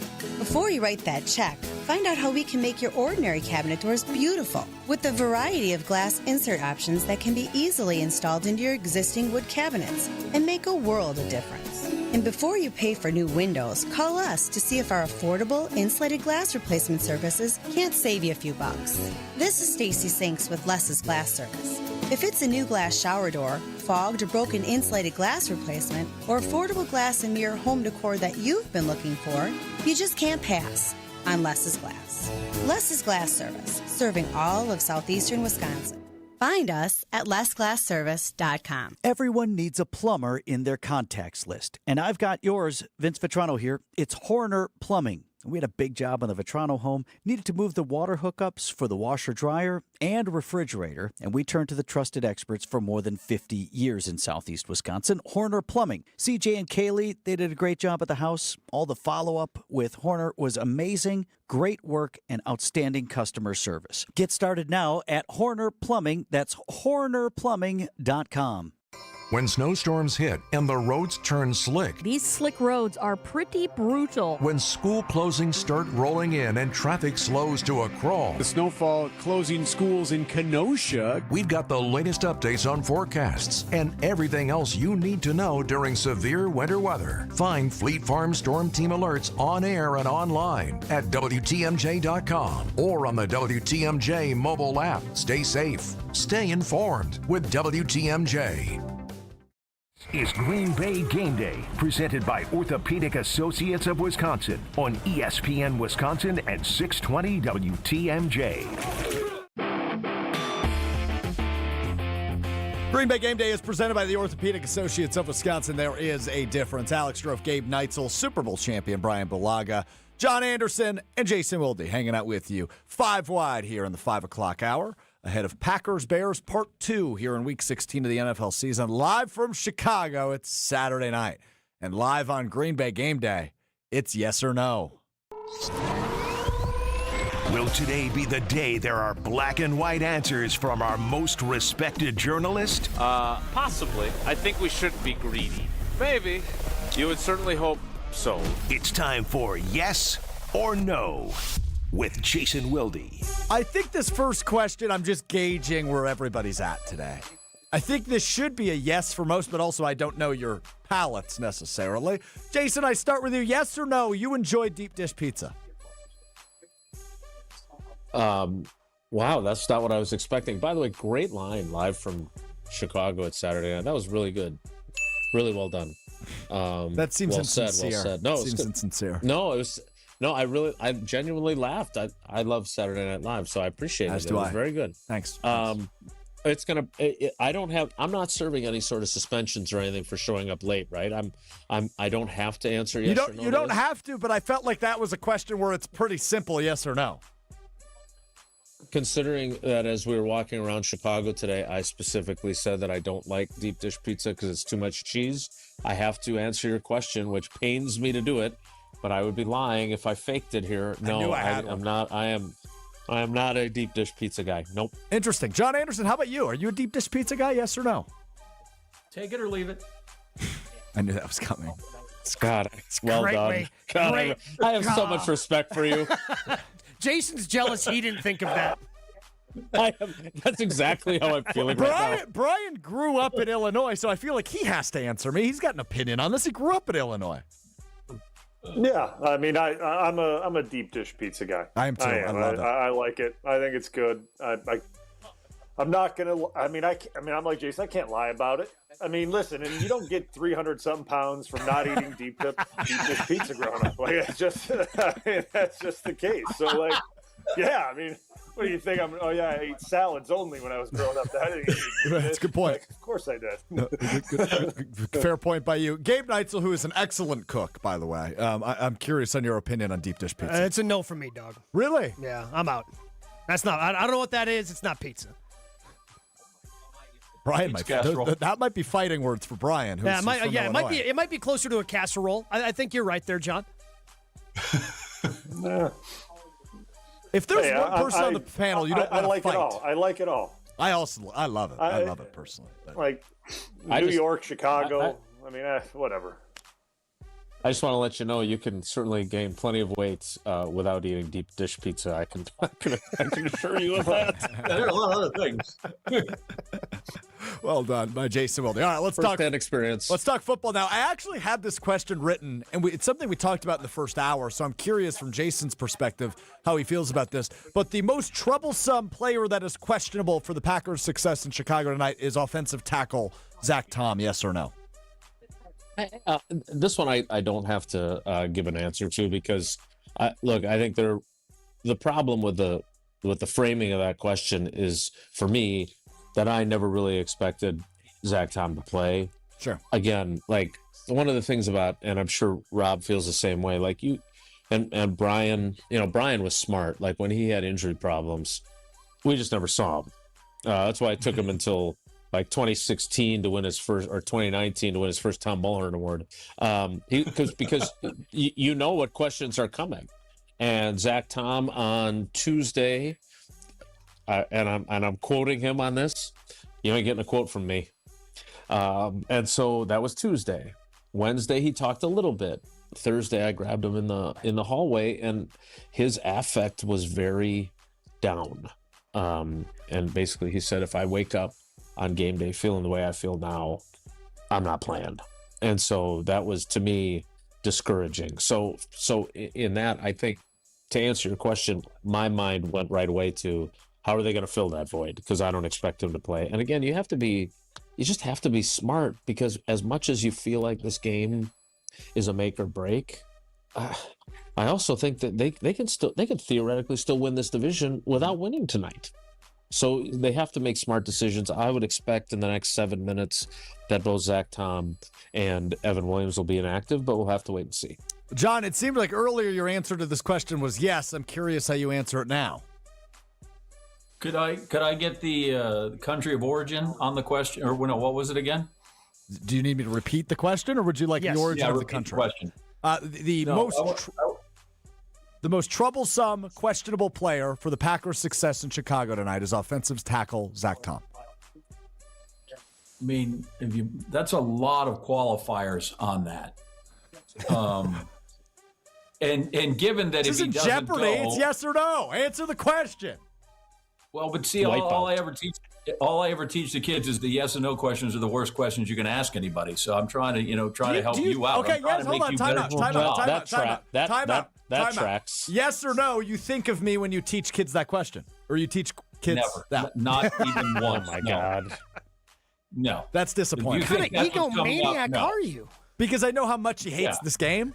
So I was thinking maybe now when he's teaching that in his advanced journalism classes at the University of Missouri, he's thinking of me. He says, I work with this buffoon on ESPN Milwaukee, and he always asks yes or no questions.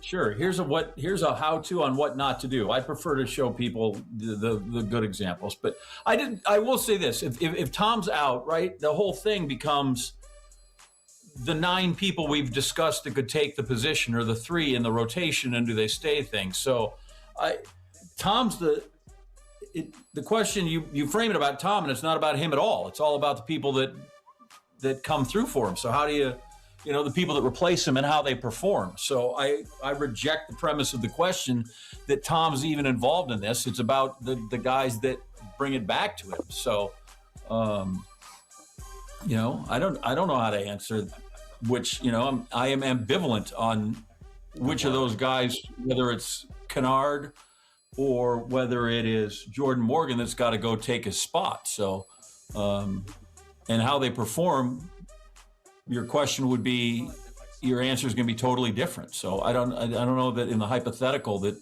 I'm willing to put myself out there for Zach Tom. Unlike he was in the first hour. Brian Bulaga, the former right tackle. Yeah, I mean, listen, I think there's a lot of guys that are questionable that are key individuals. I don't know if you can put a value on one of these guys or the other, right? Like, I mean, I think for me, I would look at, I would look at it. I would look at how valuable is Christian Watson? How valuable is Josh Jacobs?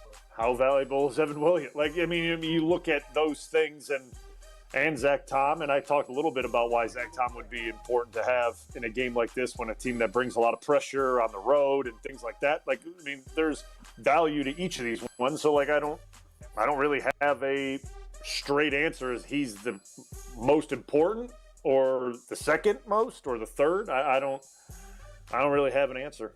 Gabe, what could you say that's not already been said? I'm going to take your question, just ask a different question, because, Jason, you said something off of that. So Zach Tom on Wednesday said, man, if I feel this way, I'm not going to go. Do you think that's because he potentially learned a lesson from the oblique thing and he tried to play through that, went out there for one play, and then had to go down right away? That's a good question.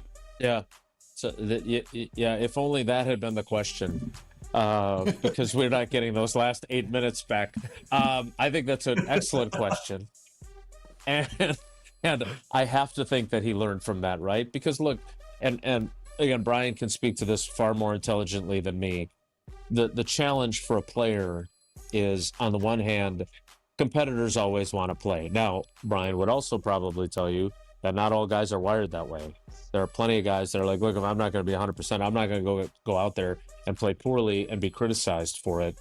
when I can not play because I'm not anywhere close to 100%.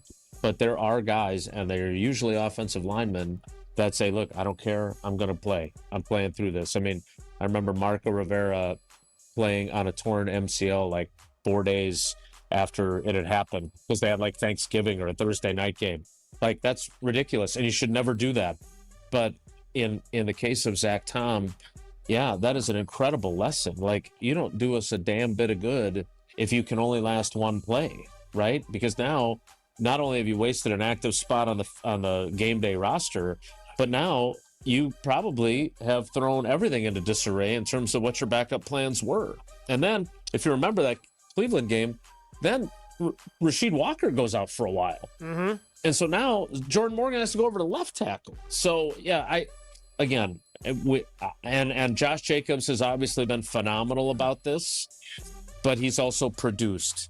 Like, if Josh Jacobs goes out there tonight and gets hit on that knee in last 2 plays, then you're kind of like, but again, they didn't promote a running back from the practice squad. Like, they're counting on him playing. So clearly, you have to feel really good about that player saying, I'm good to go. And I think we've had a lot of examples, to your point, Gabe, not just Zach Tom, who this year have tried to give it a go and then haven't been able to keep going. And that puts you in such a bind on game day. Quickly, just want to hit one more. And it's just this, is yes or no, is Matthew Golden's breakout talk, the talk about him breaking out here with 3 games remaining in the regular season, is that justified, Jason? Yeah, that's actually a really good question, because there was a time where you were wondering what exactly is his season going to end up looking like, right? And I this is what I wrote the other day, like talking to him in the locker room, like the Friday before the Bears game. I mean, he was big time downtrodden. He's frustrated with the injuries. He's frustrated with his lack of production. He's frustrated with the opportunities he got when he did play. And he's frustrated that the other 2 dudes that were drafted in the first round at his position are both leading their teams in receiving. And here he is. And I thought, when I talked to him on I guess it was Thursday, because I always get my days mixed up on a Saturday game. But when I talked to him on Thursday, I thought it was as if a burden had been lifted off of his shoulders. Like a cloud had dissipated. And I think it was really important to him to have the moments he had in Denver. Mm-hmm. And again, if they're going to curtail Christian Watson's snaps tonight, play him but not play him extensively, you need Matthew Golden to have some of those contributions again. Love it. All right, we will stop yes or no there. We will get to a break. When we come back, we take a look at the injury report for both the Packers and the Bears, which is coming up next, presented by the Orthopedic Associates of Wisconsin. The injury report is next on Green Bay Game Day. Stay right here. Green Bay Game Day will be right back on ESPN Wisconsin and 620 WTMJ. Looking for a delicious meal without breaking the bank? Cousin Subs has you covered. Our $10 meal deal gives you a 7.5-inch ham and provolone, turkey breast, or veggie sub piled high with fresh hand-sliced ingredients, crisp veggies, and all your favorite toppings. Add a bag of chips or regular fries, a fountain drink, and a cookie, all for just $10. This deal's available online or through the Cousins app only. And you can enjoy your meal at home, at work, or delivered straight to your door, hot and fresh. Cousin Subs. We believe in better. Available at participating locations. Offer subject to change. Experience hot gaming action and a relaxing spa day. Your perfect winter getaway at the island. Book a stay and float package to get both a standard room and a rejuvenating 60-minute float pod therapy session for less than $100. Complement your stay with an elevated dining experience at Horizon Steakhouse, followed by an evening of comedy in Club 4-1. The Island Resort and Casino's stay and float package runs through February. Call 800-682-6040 to book yours today. Certain days and restrictions apply. Milwaukee Weight Loss is extending their huge holiday sale with $300 off now through December 26th with the lowest prices of the year on the result-getting Milwaukee Weight Loss program. We know the secret to losing up to 1 pound of fat every day with no exercising, no prepackaged meals, no counting points or calories, no drugs, no surgery, and no injections with the risk of serious side effects. You can start losing those unwanted pounds either before, during, or after the holidays. No more losing weight and gaining it back. You can keep the weight off for good with this program. Visit MilwaukeeWeightLoss.com now to schedule your free consultation. Hey, WTMJ, Steve Scafidi here. I took advantage of the Milwaukee Weight Loss Program, lost 45 pounds this year. You can take advantage of the lowest prices of the year with $300 off. But hurry, sale ends on December 26th. Many patients lose 20 to 30 pounds in about a month or two. Call for your free consultation, 262-449-1180. That's 262-449-1180 or MilwaukeeWeightLoss.com. That's MilwaukeeWeightLoss.com. The president of James Imaging Systems, Tom Tegeter. As I reflect on the 2025 performance of the James Imaging Systems team, I'm inspired by their power of action, reliable follow-through, and ability to consistently connect with our clients. So thank you for helping our clients grow, profit, and thrive. In addition, I'm humbled by the trust our clients place in the James Imaging Systems expertise to help them succeed, now and in the years to come. As your local business technology partner, I extend my appreciation and gratitude for your ongoing loyalty. Looking forward, I feel that as individuals and as a community, if we display the power of positive action and authentically strive to find common ground, then our local communities will be stronger and our family connections will be secure and enduring. To everyone, Merry Christmas, Happy New Year, and God bless America. James Imaging Systems, your local business technology partner. Hey fellas, are you feeling off of your game? If you feel like something is holding you back, connect with the medical professionals at Game Day Men's Health. WTMJ's Greg Matzik here. Game Day Men's Health helps guys regain their youthful edge with hormone replacement, vitamin therapy, personalized weight loss plans, plus EPAT therapy, which I've used for injuries such as plantar fasciitis or tennis elbow. And it's all under the care of experienced medical professionals. A free consultation at their clinic in Brookfield, Shorewood, Germantown, or Delafield. Game Day Men's Health. Get back in the game. Your way inside the huddle. Hit one, hit two. Without putting on any pads. Hi. It's Green and Gold Insiders on Wisconsin's Afternoon News. Matt LaFleur has been one of the great regular season coaches in the history of the NFL, if you just look at numbers. Your legacy is built on postseason football. Every day of the regular season at 4:15. It's Green and Gold Insiders all season long, right here on WTMJ. A Green Bay Game Day, presented by Orthopedic Associates of Wisconsin on ESPN Wisconsin and 620 WTMJ.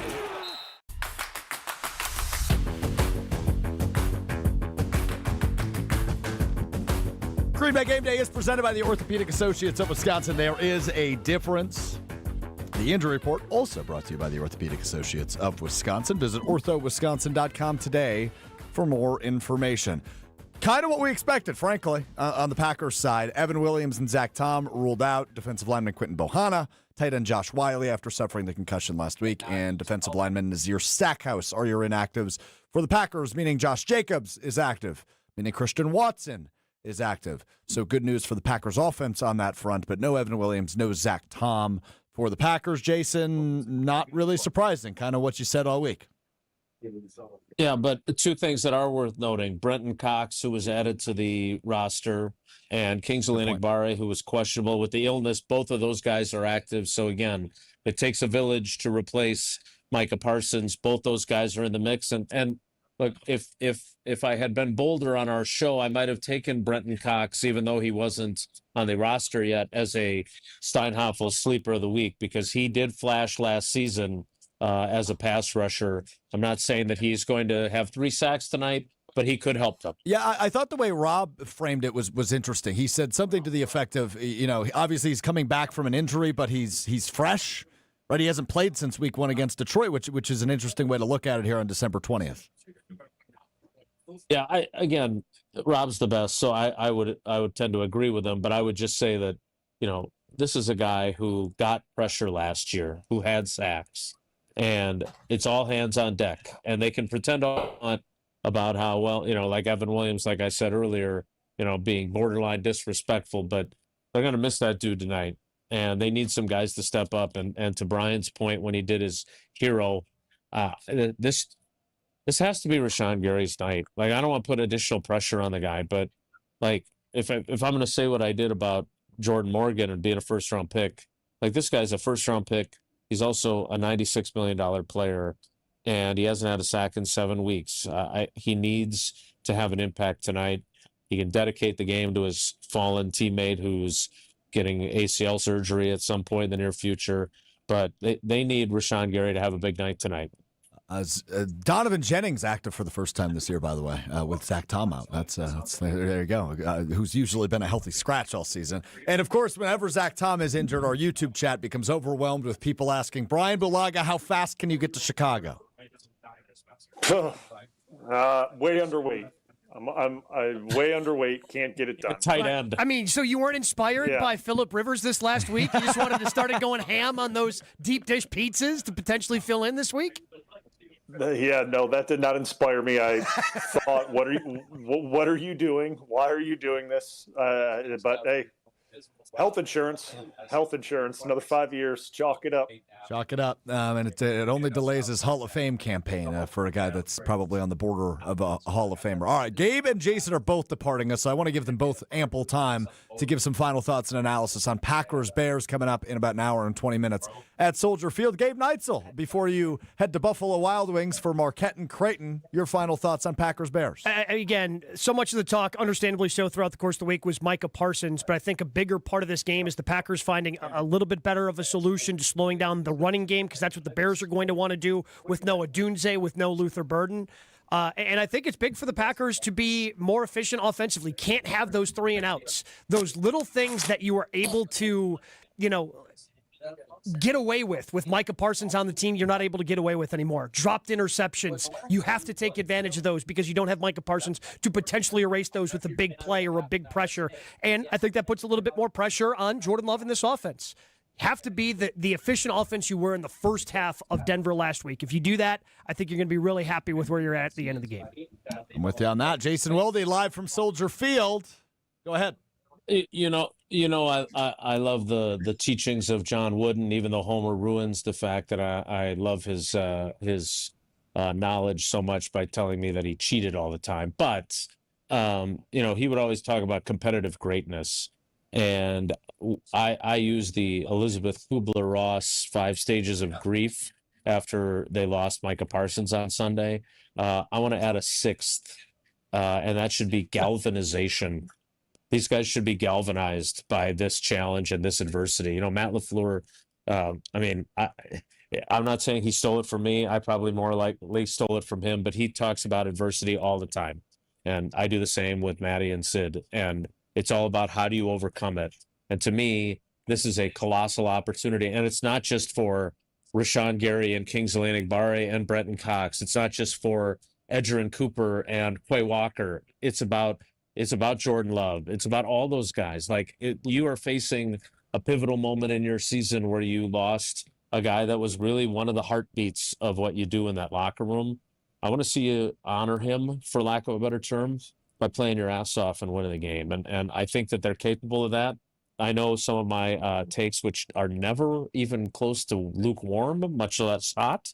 Got a few Bears fans fired up, which I have a lot of Bears fan friends. And God knows I'm the only person, I think, in Wisconsin media that has continually said, I want the Bears to be good so this rivalry is actually meaningful. So I don't know why Bears fans were unhappy with my takes, but I think the Packers are a better team, and I'm eager to see what happens tonight. I love it, Jason. I will talk to you after the game on Green Bay Game Night. Thanks, buddy. Take care. Be good. Gabriel? Gabe, good luck finding the TV, man. All right. Hey, thank you. I appreciate that. Just keep me in your thoughts the best you can, John. I appreciate that you're rooting for me. He's such a jerk. He's such a jerk.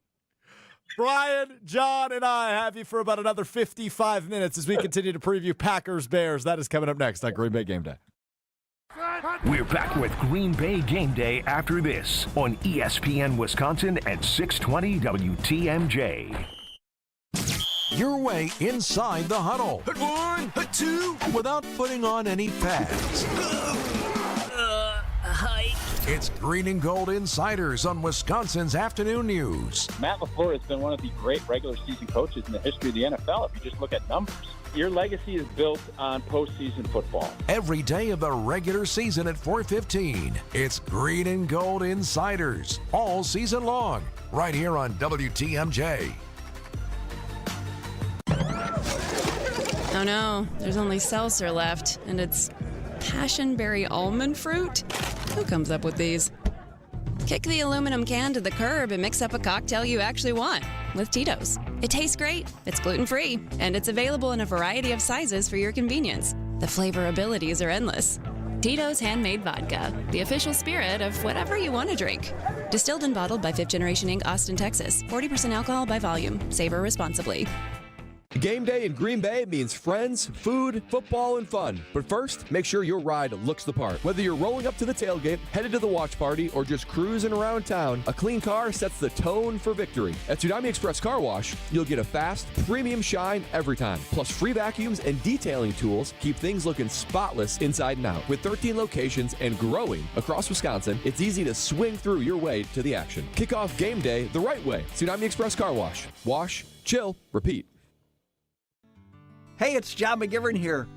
You know I love Network Health.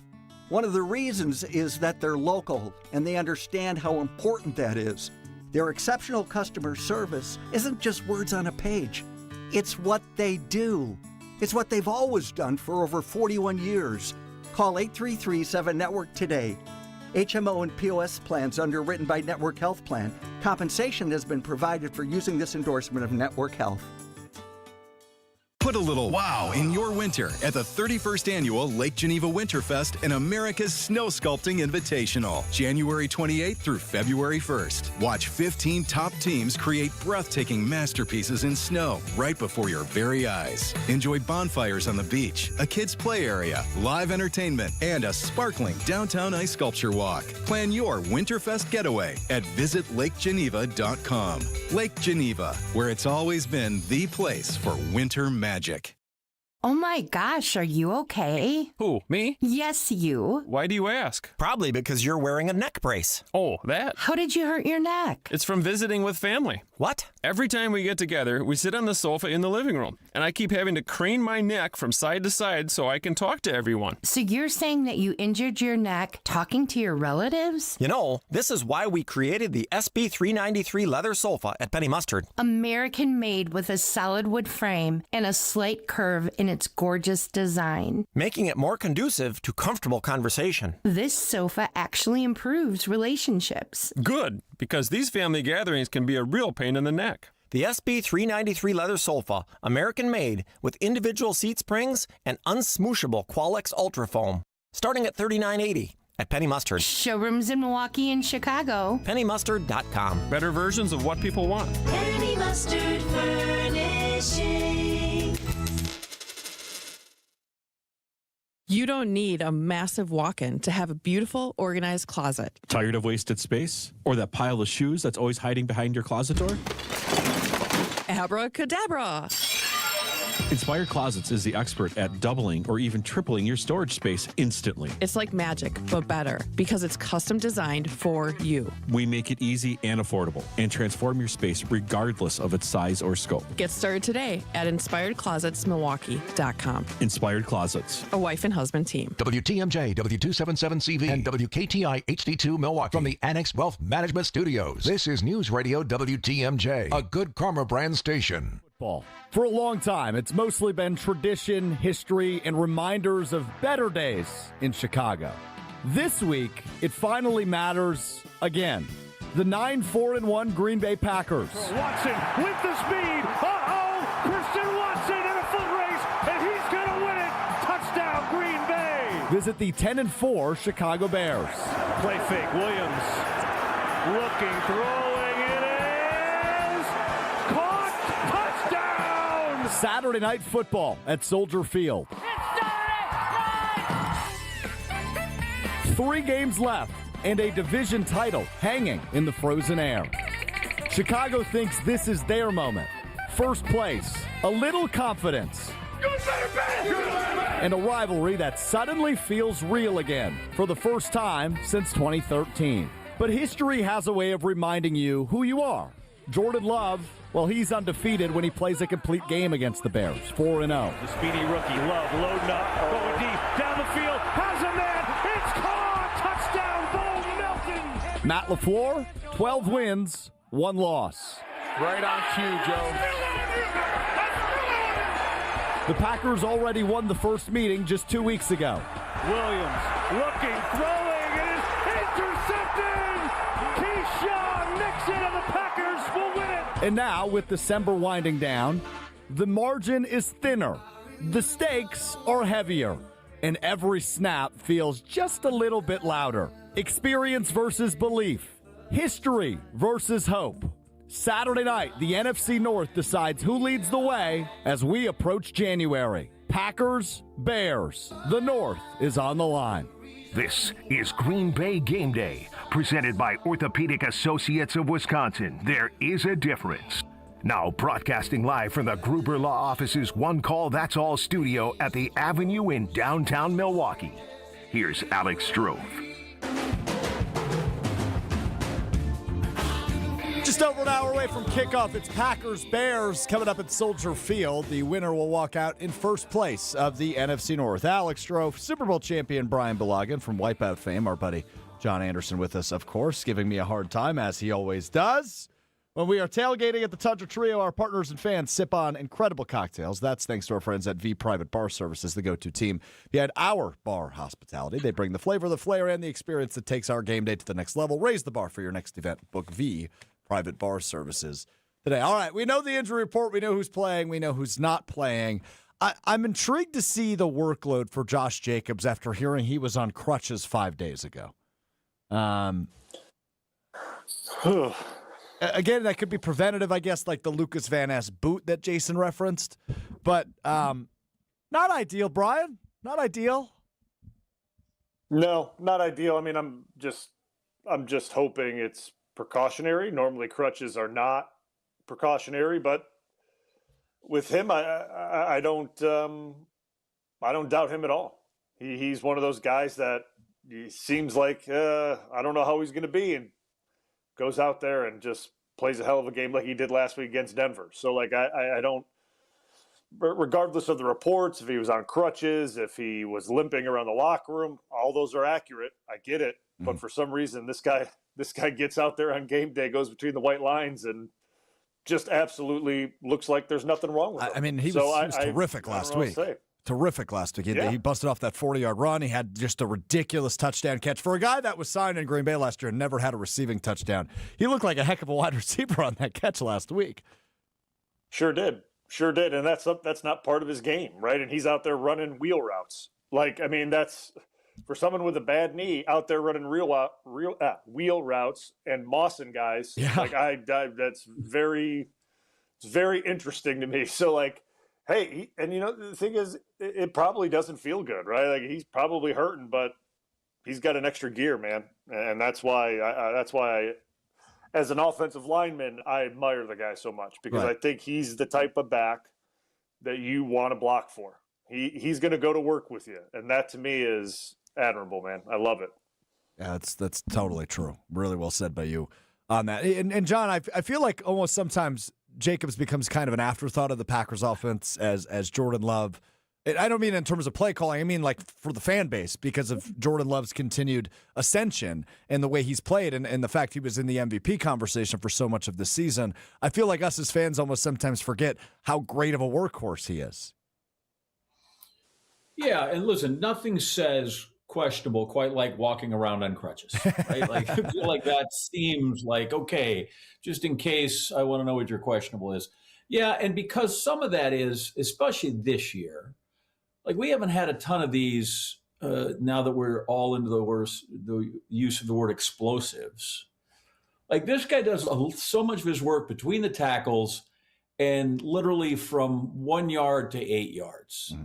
And that's my favorite thing about this guy, is that he is just not afraid, never seems to take it down off when he has to go in there and stick his nose in it and just know that this is the play is designed to get just a few yards. Just we used to always joke about Ron Jaworski when he would give analysis of NFL films at ESPN, because he'd always start, this play is designed to score. Which you're like, I think some are. But you see some play by Josh Jacobs plays, and I'm like, I'm not sure they're all designed to score. They're designed to just be positive yards and productive. And Brian, you can talk about him being on board and the lineman, like, because like he just does so much dirty work that he'll take it 20 times and average 3.5, and people go, well, he only got 70 yards. You're like, you know how valuable those 70 yards were in terms of whether it was time of possession or getting one key yard. And that's where I think his value is we love to see the guys go for 40 yards or 50, but I don't know, that guy that's willing to do that kind of slog, I think is really valuable to the team. And I think maybe that goes to your point, Alex, is that, yeah, sometimes we overlook that part is really important. Yeah. And he does it and seems to do it willingly.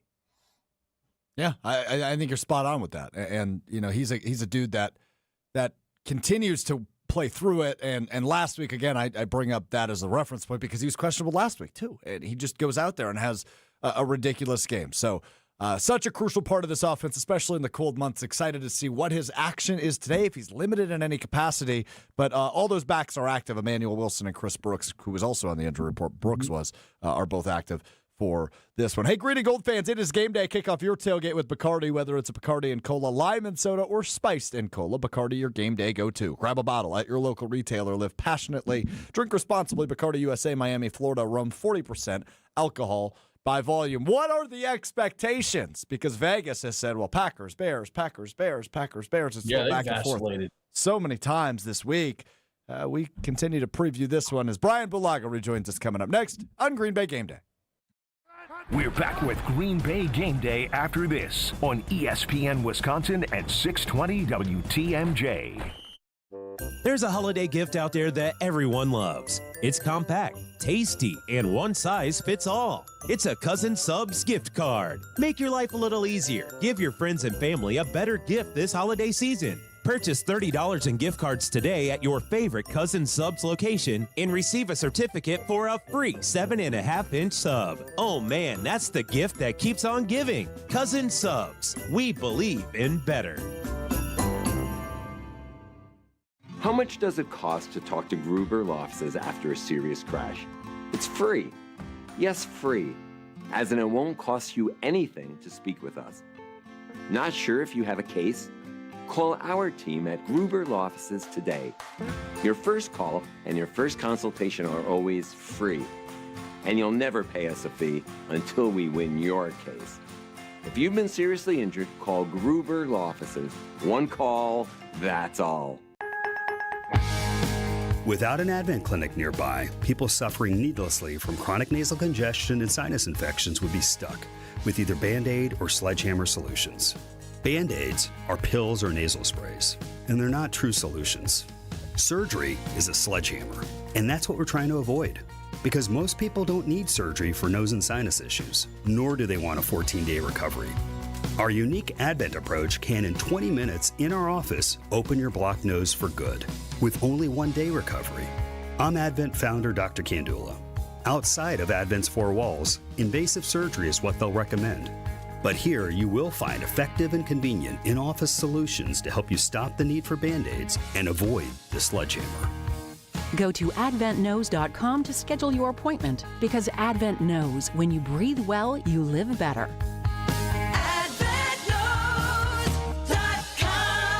Most insurance accepted.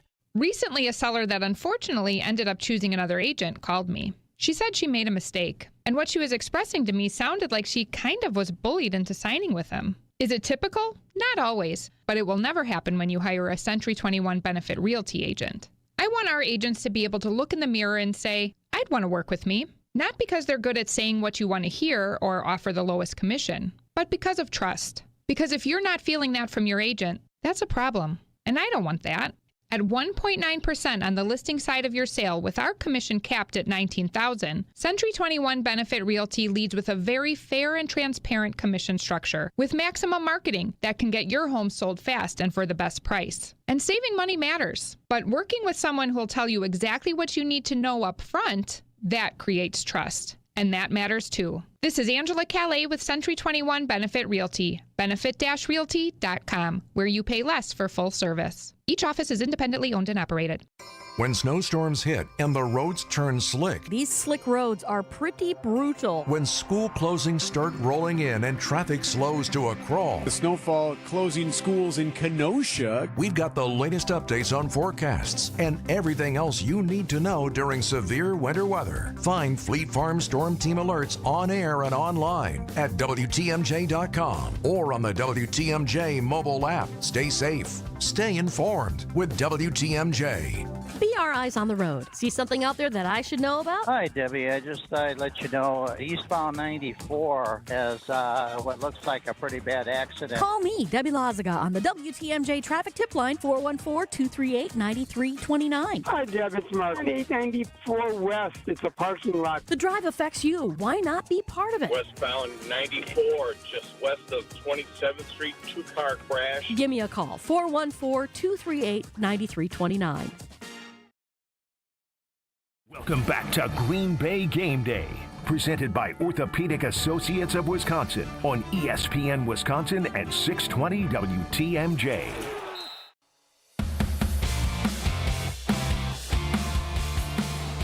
Green Bay Game Day presented by the Orthopedic Associates of Wisconsin. There is a difference. We continue as we preview Packers at Bears. The Packers 9-4-1, the Bears 10-4 in first place of the NFC North, at least for now, as the Packers head in there. I feel like we spent so much time talking about the injuries, because that has been the story this week, obviously. You lose Micah Parsons to the torn ACL. You're without Evan Williams. You're without Zach Tom. So, naturally, that's where our attention is brought to. But I think the place I want to go now is just to talk about this offense. And overall, fourth quarter last week aside, the consistency we've seen since the two-game back-to-back losses to Carolina and Philadelphia in early November, I feel like they've really turned a corner for the most part. Matt LaFleur with play calling and Jordan Love, who really ascended into the MVP conversation up until last week, has been consistent in making plays and has really brought his accuracy up both downfield and in the intermediate. I feel like this offense is cooking a little bit. Now, obviously, without Zach Tom, that's going to hurt tonight in terms of protection for Jordan Love. But John, I've been impressed with, since those losses to Philadelphia and Carolina, the way it seems this offense has kind of turned it up a notch. I would agree some. I do still think, boy, they leave a bunch of points out there. Yeah, I do too. Don't you think? Yeah, I do agree with you on that. Like, you're going to go, what was their best game? And you go, I guess maybe what? Pretty good in Pittsburgh. They put up 30. Dallas, they put up 40, right? Pretty good, but that was early. That wasn't under this stretch, So every once in a while they baffle. Yeah, Thanksgiving probably would be my vote. Thanksgiving, I thought they were really good. Right? You go three and out, and then you get a big play like it's great, right. And then you're 3 and out again. Yeah, And I'm not saying everything because I'm not at a Buffalo Wild Wings, but I have a TV that I can see from where I'm at, and. The Eagles just put together a little 18 play drive for 10 minutes. Like, I don't know that they have any of those grinder out ones, but they certainly are better. Like, they have never, other than those 2 games, they've been in Cleveland. So the 3 really bad losses, they have been, that's where they stunk out loud. But other than that, they've been, competent or better. And literally till everybody lost their mind last week, they're in that game, right? You're down 8. I can do math. That's a 1-possession game. Keep your heads about you. Score a touchdown. Got a chance. I don't have any reason to think that even when we're not sure what Christian Watson's going to be tonight, and we're not sure exactly what Josh Jacobs is going to be tonight, even though, as you've alluded to, even when he's hurt, he seems to be that guy. He's always the same guy. Brian pointed that out too. I think this is a team that can put up, 4 touchdowns. I want to know if they can put up, 40 points again. Yeah, it's a good point by you. And Brian was part of the best offenses in Packers history, bar none. So he saw several 40-point games when he was blocking for number 12 back in the day. But Brian, curious of your evaluation the last month or so of this Packers offense. Yeah, I think it's been trending in a really good direction. It seems like they've gotten a good balance and continuity of what they want to be and who they are. right? Like, I mean, I think that's the biggest thing. I think early on in this season, I think we saw a lot of, I don't want to say trying to be something they're not, but they were obviously trying to reestablish what Jacobs had going last year, right? Like that was obvious. They were trying to do that. And there's different variables, not the same line, rotation in and out of that offensive line with injuries. It's just, it was just never going to be the same, right? And it finally seems as if, Matt and obviously Jordan and them, they've gotten a kind of a stranglehold on what they are and what they want to be, and then how they're now utilizing Jacobs, not just in the run game, but in the pass game. He's more than just a turn it around and hand it to him. He can be a threat out of the backfield. So to me, and obviously you get Watson back and he's producing the way he is, they found a good rhythm. And to me, like, it's a really good flow that they have going. And I think they can only get better. I think they can continue to be more productive, especially those 3 and outs. Like that's like, you got like, I always look at, like, you're going to have 3 and outs in games. The best offenses I was on, we had 3 and outs. But it's just having them consistently once a month.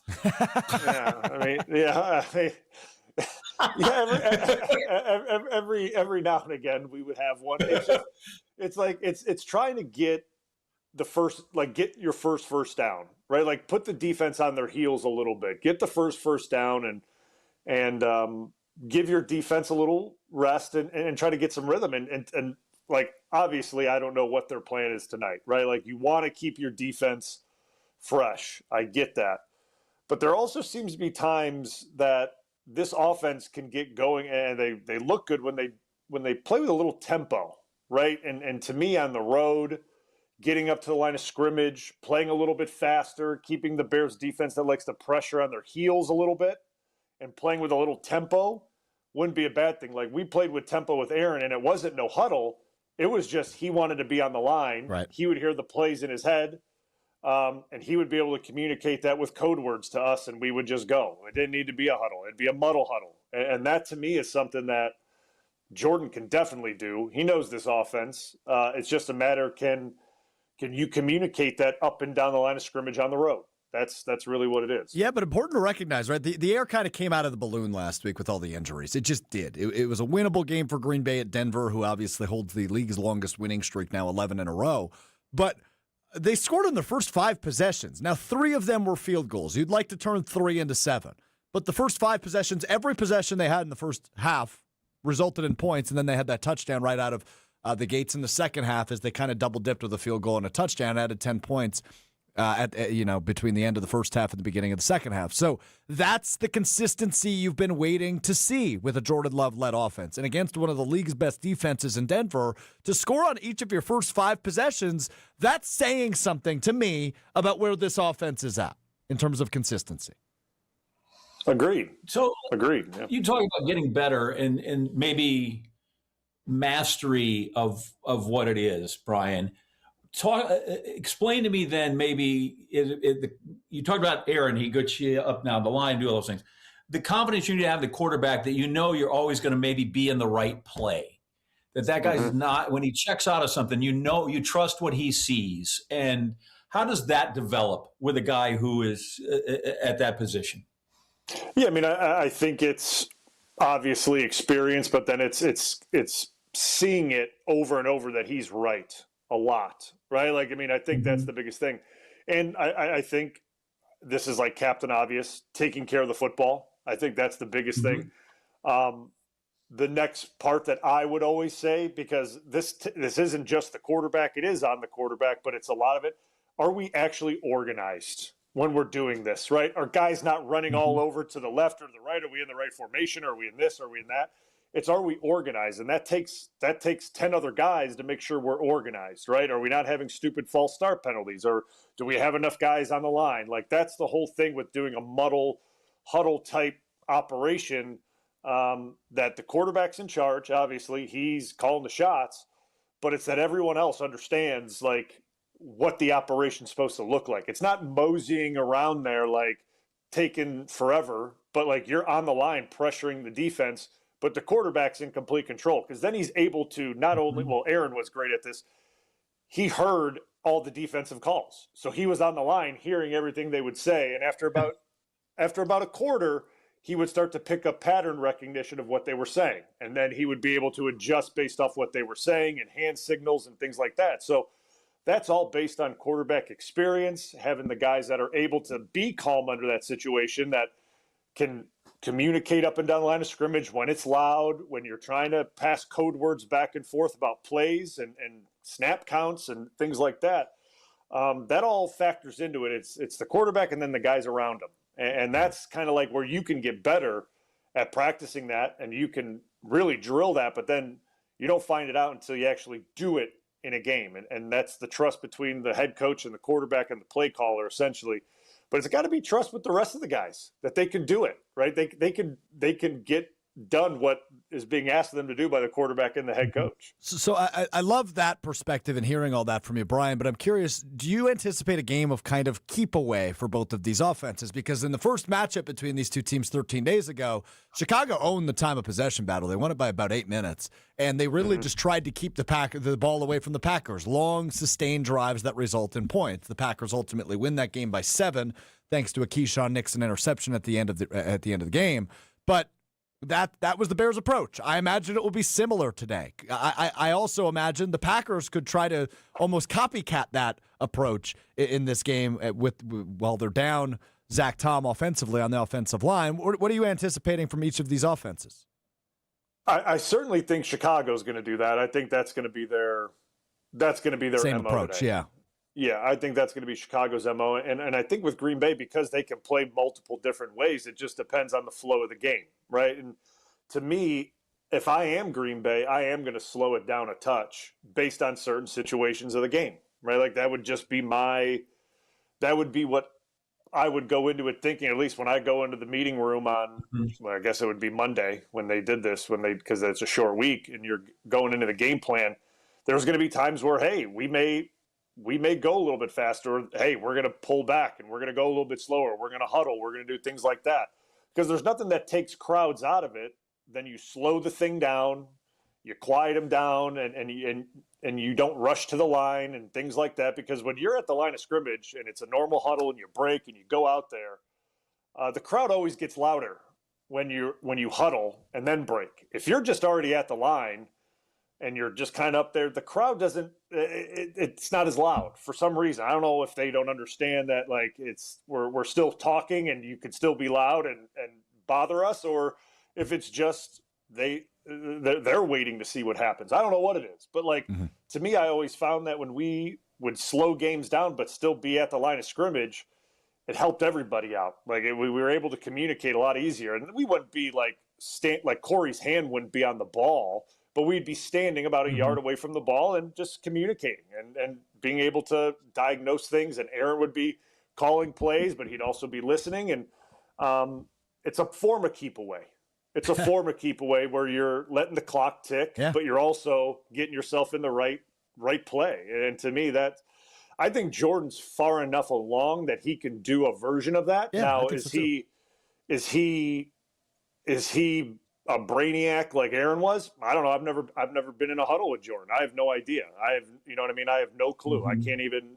It seems like Jordan gets himself in a lot of good situations though, and he makes a lot of good decisions. So clearly some of that brainiac rubbed off on him when, they were together for all those years. So to me, he can do it. It's just, I continue to stress it. Is everyone else around him able to operate in the same level when you're doing that type of muddle huddle offense? Because it taxes a lot of guys. You have to be able to, you're stressed out. You're not just in the huddle and you're sitting there and everyone can hear you. You got to pass things up and down the line of scrimmage, and there's communication, and he's got to signal to wide receivers. Aaron, that's all he did was signal to wide receivers.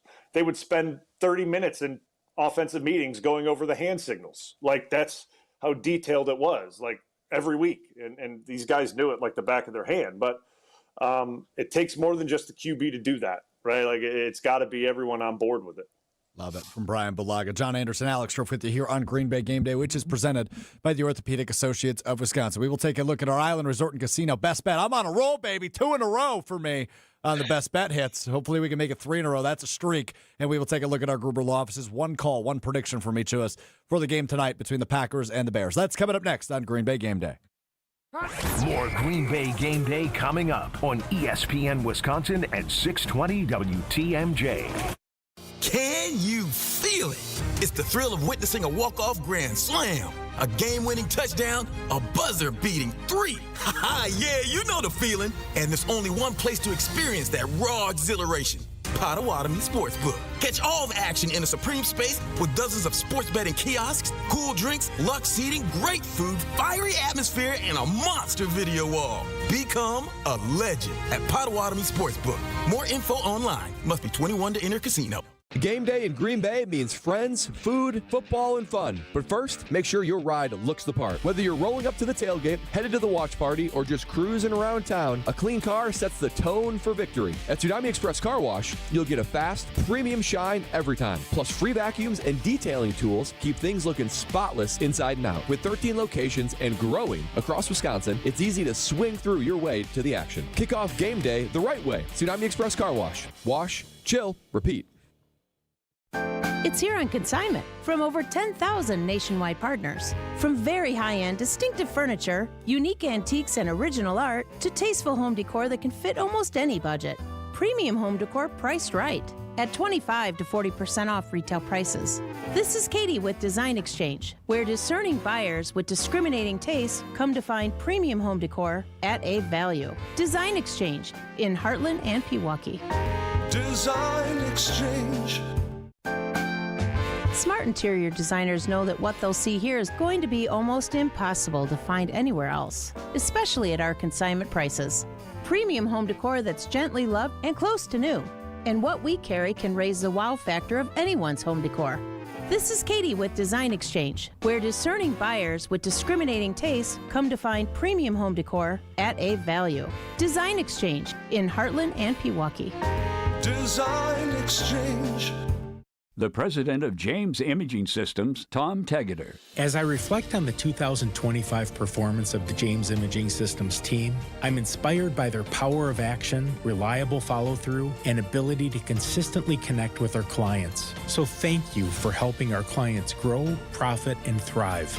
In addition, I'm humbled by the trust our clients place in the James Imaging Systems expertise to help them succeed, now and in the years to come. As your local business technology partner, I extend my appreciation and gratitude for your ongoing loyalty. Looking forward, I feel that as individuals and as a community, if we display the power of positive action and authentically strive to find common ground, then our local communities will be stronger and our family connections will be secure and enduring. To everyone, Merry Christmas, Happy New Year, and God bless America. James Imaging Systems, your local business technology partner. For over a century, local radio has evolved with the needs of the community. From politics to pop culture, we keep you informed, bringing you the most relevant news, online, on air, and on the go. You have trusted us with your news, sports, weather, and entertainment. Trust us to keep moving with you. Text radio to 52886 and tell Congress local broadcasting is here to stay. Your way inside the huddle. Hit 1, hit 2, without putting on any pads. It's Green and Gold Insiders on Wisconsin's Afternoon News. Matt LaFleur has been one of the great regular season coaches in the history of the NFL, if you just look at numbers. Your legacy is built on postseason football. Every day of the regular season at 4:15, it's Green and Gold Insiders, all season long, right here on WTMJ.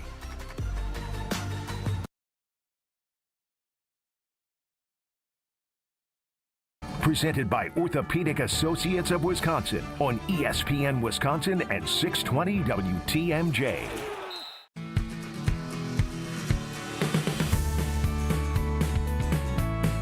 It's Green Bay Game Day presented by the Orthopedic Associates of Wisconsin. There is a difference. I'm Alex Strofe alongside the Super Bowl champion Brian Bulaga and the legend John Anderson.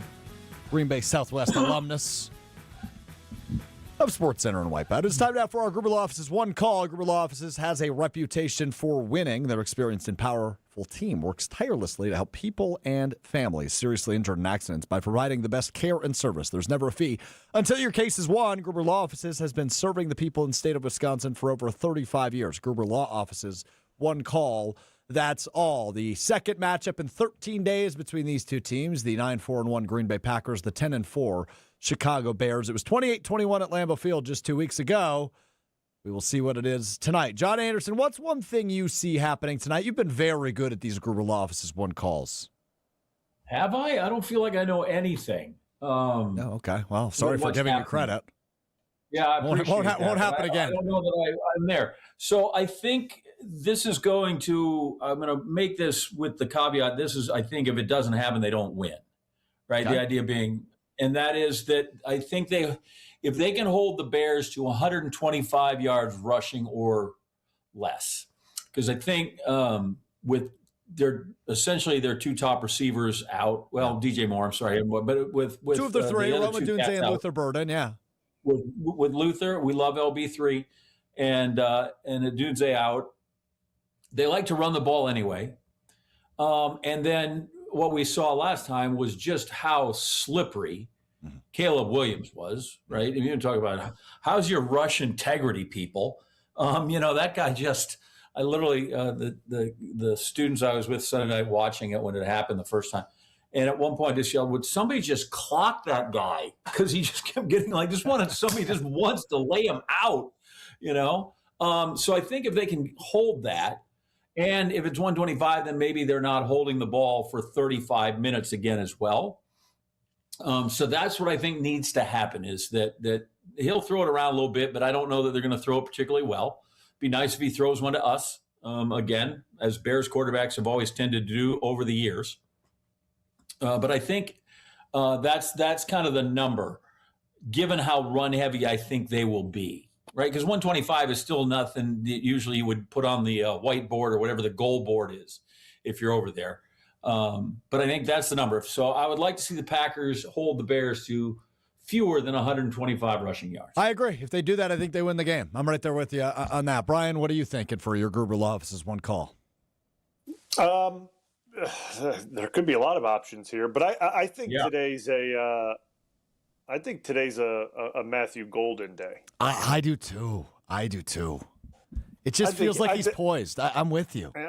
I think he's going to find pay dirt today, and I just feel good about it. I don't know why. I mean, it just seems like the way Jason was talking to him earlier, and he said he seemed down in the locker room, and then as the week went on, spirits picked up, and he played good against Denver, and he's got some momentum going. And obviously, we don't know how much Watson's going to play, but I don't think that even matters. I think he's going to have a nice day today. So I like him finding some pay dirt for. I would imagine this is the first one, right? Yeah, this would be the first one. Would be the first one. Good. Yeah, $100 would pay out $675 on an anytime touchdown score for Matthew Golden today. So that is he's plus 575 for an anytime touchdown, plus 2,800 for first touchdown scorer as well. If you're really feeling confident in Matthew Golden, I'm with you on that one. Now, typically these are like bolder predictions, right? You've got to go out on a limb, and I feel like, given the statistic I'm about to give you, this is going out on a limb for Mike Gruber Law. All right, let's have it. It's been 7 weeks. He hasn't done it in the last 7 games since Rashawn Gary has had a sack or a tackle for loss. Don't go there. I think he has one of each today. Oh, okay. I mean, you guys don't radiate confidence in Rashawn Gary after I say that.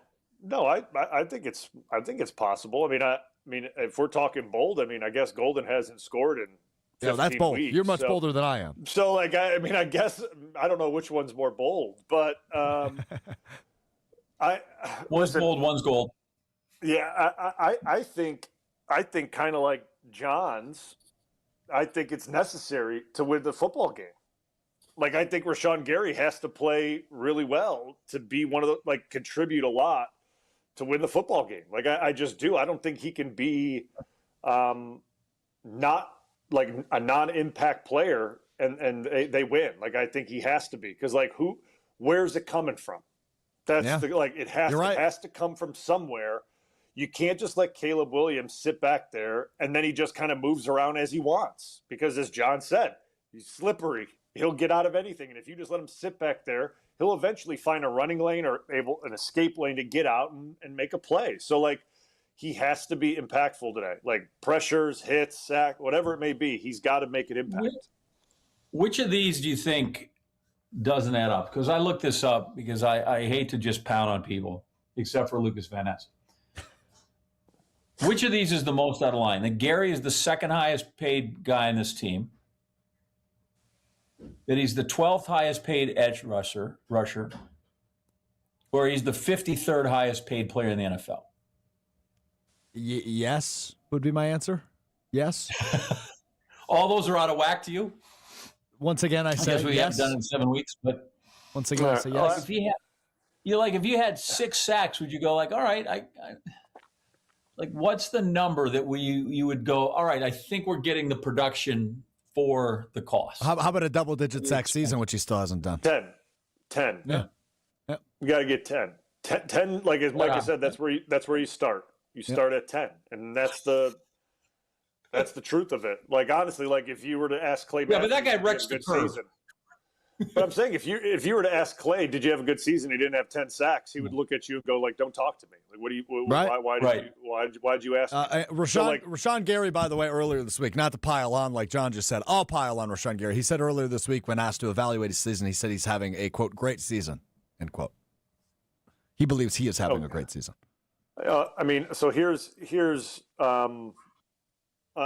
certainly not going to sit here and say that he's not playing good, right? Sure. That's not going to happen.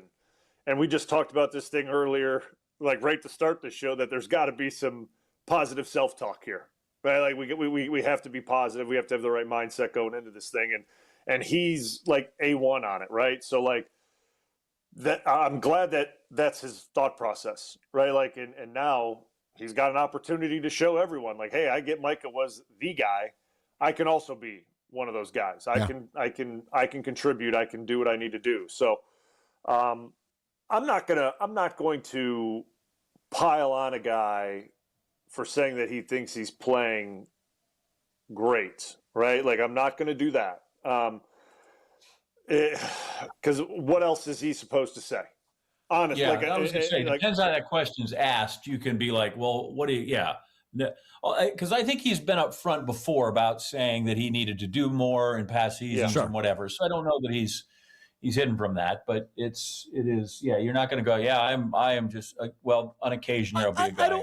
I guess I don't necessarily want him to say bad, because the question was framed in relation to how do you fill the gap without Micah Parsons, and he effectively said, yeah, I'm doing what I need to do. I'm doing my job.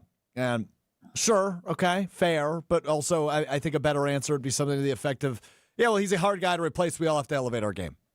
Right? I'm just saying big fight in the game right now. Yeah, you're right. I see that. And punches were being thrown everywhere. So I'm sorry to interrupt. You were okay as they've just added an exclamation point. It was a Tank Bigsby touchdown and a Saquon Barkley 2-point conversion. Eagles lead the Commanders 29-10 with 4.5 minutes to go. And you're right. We still got shoving going on with Saquon Barkley and Bobby Wagner of the Commanders. Big time fight. You're not kidding. Wow. Explain to me why you would go for 2 in that category, in that point. Yeah, running up. Why are you? Yeah, you're just That's running probably it up. what this fight. That's got to be what this fight's about. That's got to be what this fight's about. 17 is already a 3-possession game. It's Woody Hayes' answer. Why'd you go for 2? Because I couldn't go for 3. Yeah. Fair enough. All right, real quick, we got to get to our Island Resort and Casino best bet. I've won 2 in a row. Let's make it 3. Island Resort and Casino, a premier resort destination, the largest north of Milwaukee, with everything you like to do in one awesome location. Visit islandresortandcasino.com to book your total experience today. Look, I mentioned the keep-away style I anticipate from this game, but I still think that over-under line, I'm going with a traditional bet today, is too low. It's 45.5. I like the over today. Over 45.5 total points in this one between the Packers and the Bears. It's that simple of a bet for me. I don't think it'll be a massive over, but I do think, you look at 28-21 a few weeks ago, I think that score could be replicated in this one, which equals 49. Easy math here on Green Bay Game Day. We will have our patented Lakeland University trivia question for our producer, the birthday boy, Will Summers, coming up next, who's also a Bears fan. You guys weren't on the last time the Packers played the Bears, so you'll enjoy this coming up next. And our final predictions and analysis ahead of Packers-Bears Part 2. That comes up next as we wrap up Green Bay Game Day. Stay right here. Green Bay Game Day will be right back on ESPN Wisconsin and 620 WTMJ. Put a little wow in your winter at the 31st Annual Lake Geneva Winterfest and America's Snow Sculpting Invitational, January 28th through February 1st. Watch 15 top teams create breathtaking masterpieces in snow right before your very eyes. Enjoy bonfires on the beach, a kids' play area, live entertainment, and a sparkling downtown ice sculpture walk. Plan your Winterfest getaway at visitlakegeneva.com. Lake Geneva, where it's always been the place for winter magic. Oh no, there's only seltzer left, and it's passionberry almond fruit? Who comes up with these? Kick the aluminum can to the curb and mix up a cocktail you actually want with Tito's. It tastes great, it's gluten-free, and it's available in a variety of sizes for your convenience. The flavor abilities are endless. Tito's Handmade Vodka, the official spirit of whatever you want to drink. Distilled and bottled by 5th Generation Inc., Austin, Texas. 40% alcohol by volume. Savor responsibly. So it's about time you spruced up your home. Nothing major. You're not looking to spend a ton, but you are looking for something that'll give your quarters a little upgrade. You know there are a lot of things you can do with glass. Simply beveling your mirrors can do wonders. You can mill out your wood cabinet doors and replace the center with attractive glass inserts, or customize them with unique handcrafted artistry, or maybe a theme. You could even install a new glass shower door and add some real appeal to your bathroom. They're all pretty affordable home improvements, and Les's Glass Service has been helping homeowners like you for just about longer than anyone in town. You probably don't realize how affordably we can help you reach your home's full potential, but we do, and we can show you countless options. So if it's a new glass shower door, fogged or broken insulated glass replacement, or affordable glass and mirror home decor that you've been looking for, you just can't pass on Les's Glass. Les's Glass Service, serving all of southeastern Wisconsin. Find us at lesglassservice.com. Hey, it's WTMJ's Kristen Bry, and if you're in the market for a new dentist, you should check out my dentist, Dr. James Michaels at Economwalk Dental Care. Dr. Michaels is committed to providing you with the highest level of care possible. I can assure you that he will prioritize your needs, no matter how sensitive, just like he did with mine. And also, he will be honest with you about what work you need now and what can wait. So whether you need a simple cleaning and exam, a teeth whitening, a more complex dental procedure, Economwalk Dental Care is always there to make you feel as comfortable as possible and give you and your family an amazing smile. And dental care doesn't have to break the bank. Dr. Michael's fantastic staff can set you up with a no-interest payment plan. Listen, we all have to go to the dentist, so don't put it off any longer. Call and make an appointment today with my dentist, Dr. James Michaels at Economwalk Dental Care. You can find him at drmichaelsdentalcare.com or give him a call at 262-567-7224. Looking to earn your Wisconsin concealed carry license? Mission 94 Firearms Education Center has you covered. Choose from classroom-only sessions, live fire options, or women-only classes taught by female instructors, designed to build confidence and safety. Learn the right way with a team that puts education first. Find your perfect class today at mission94firearms.com. Click on the training tab or just Google Mission 94.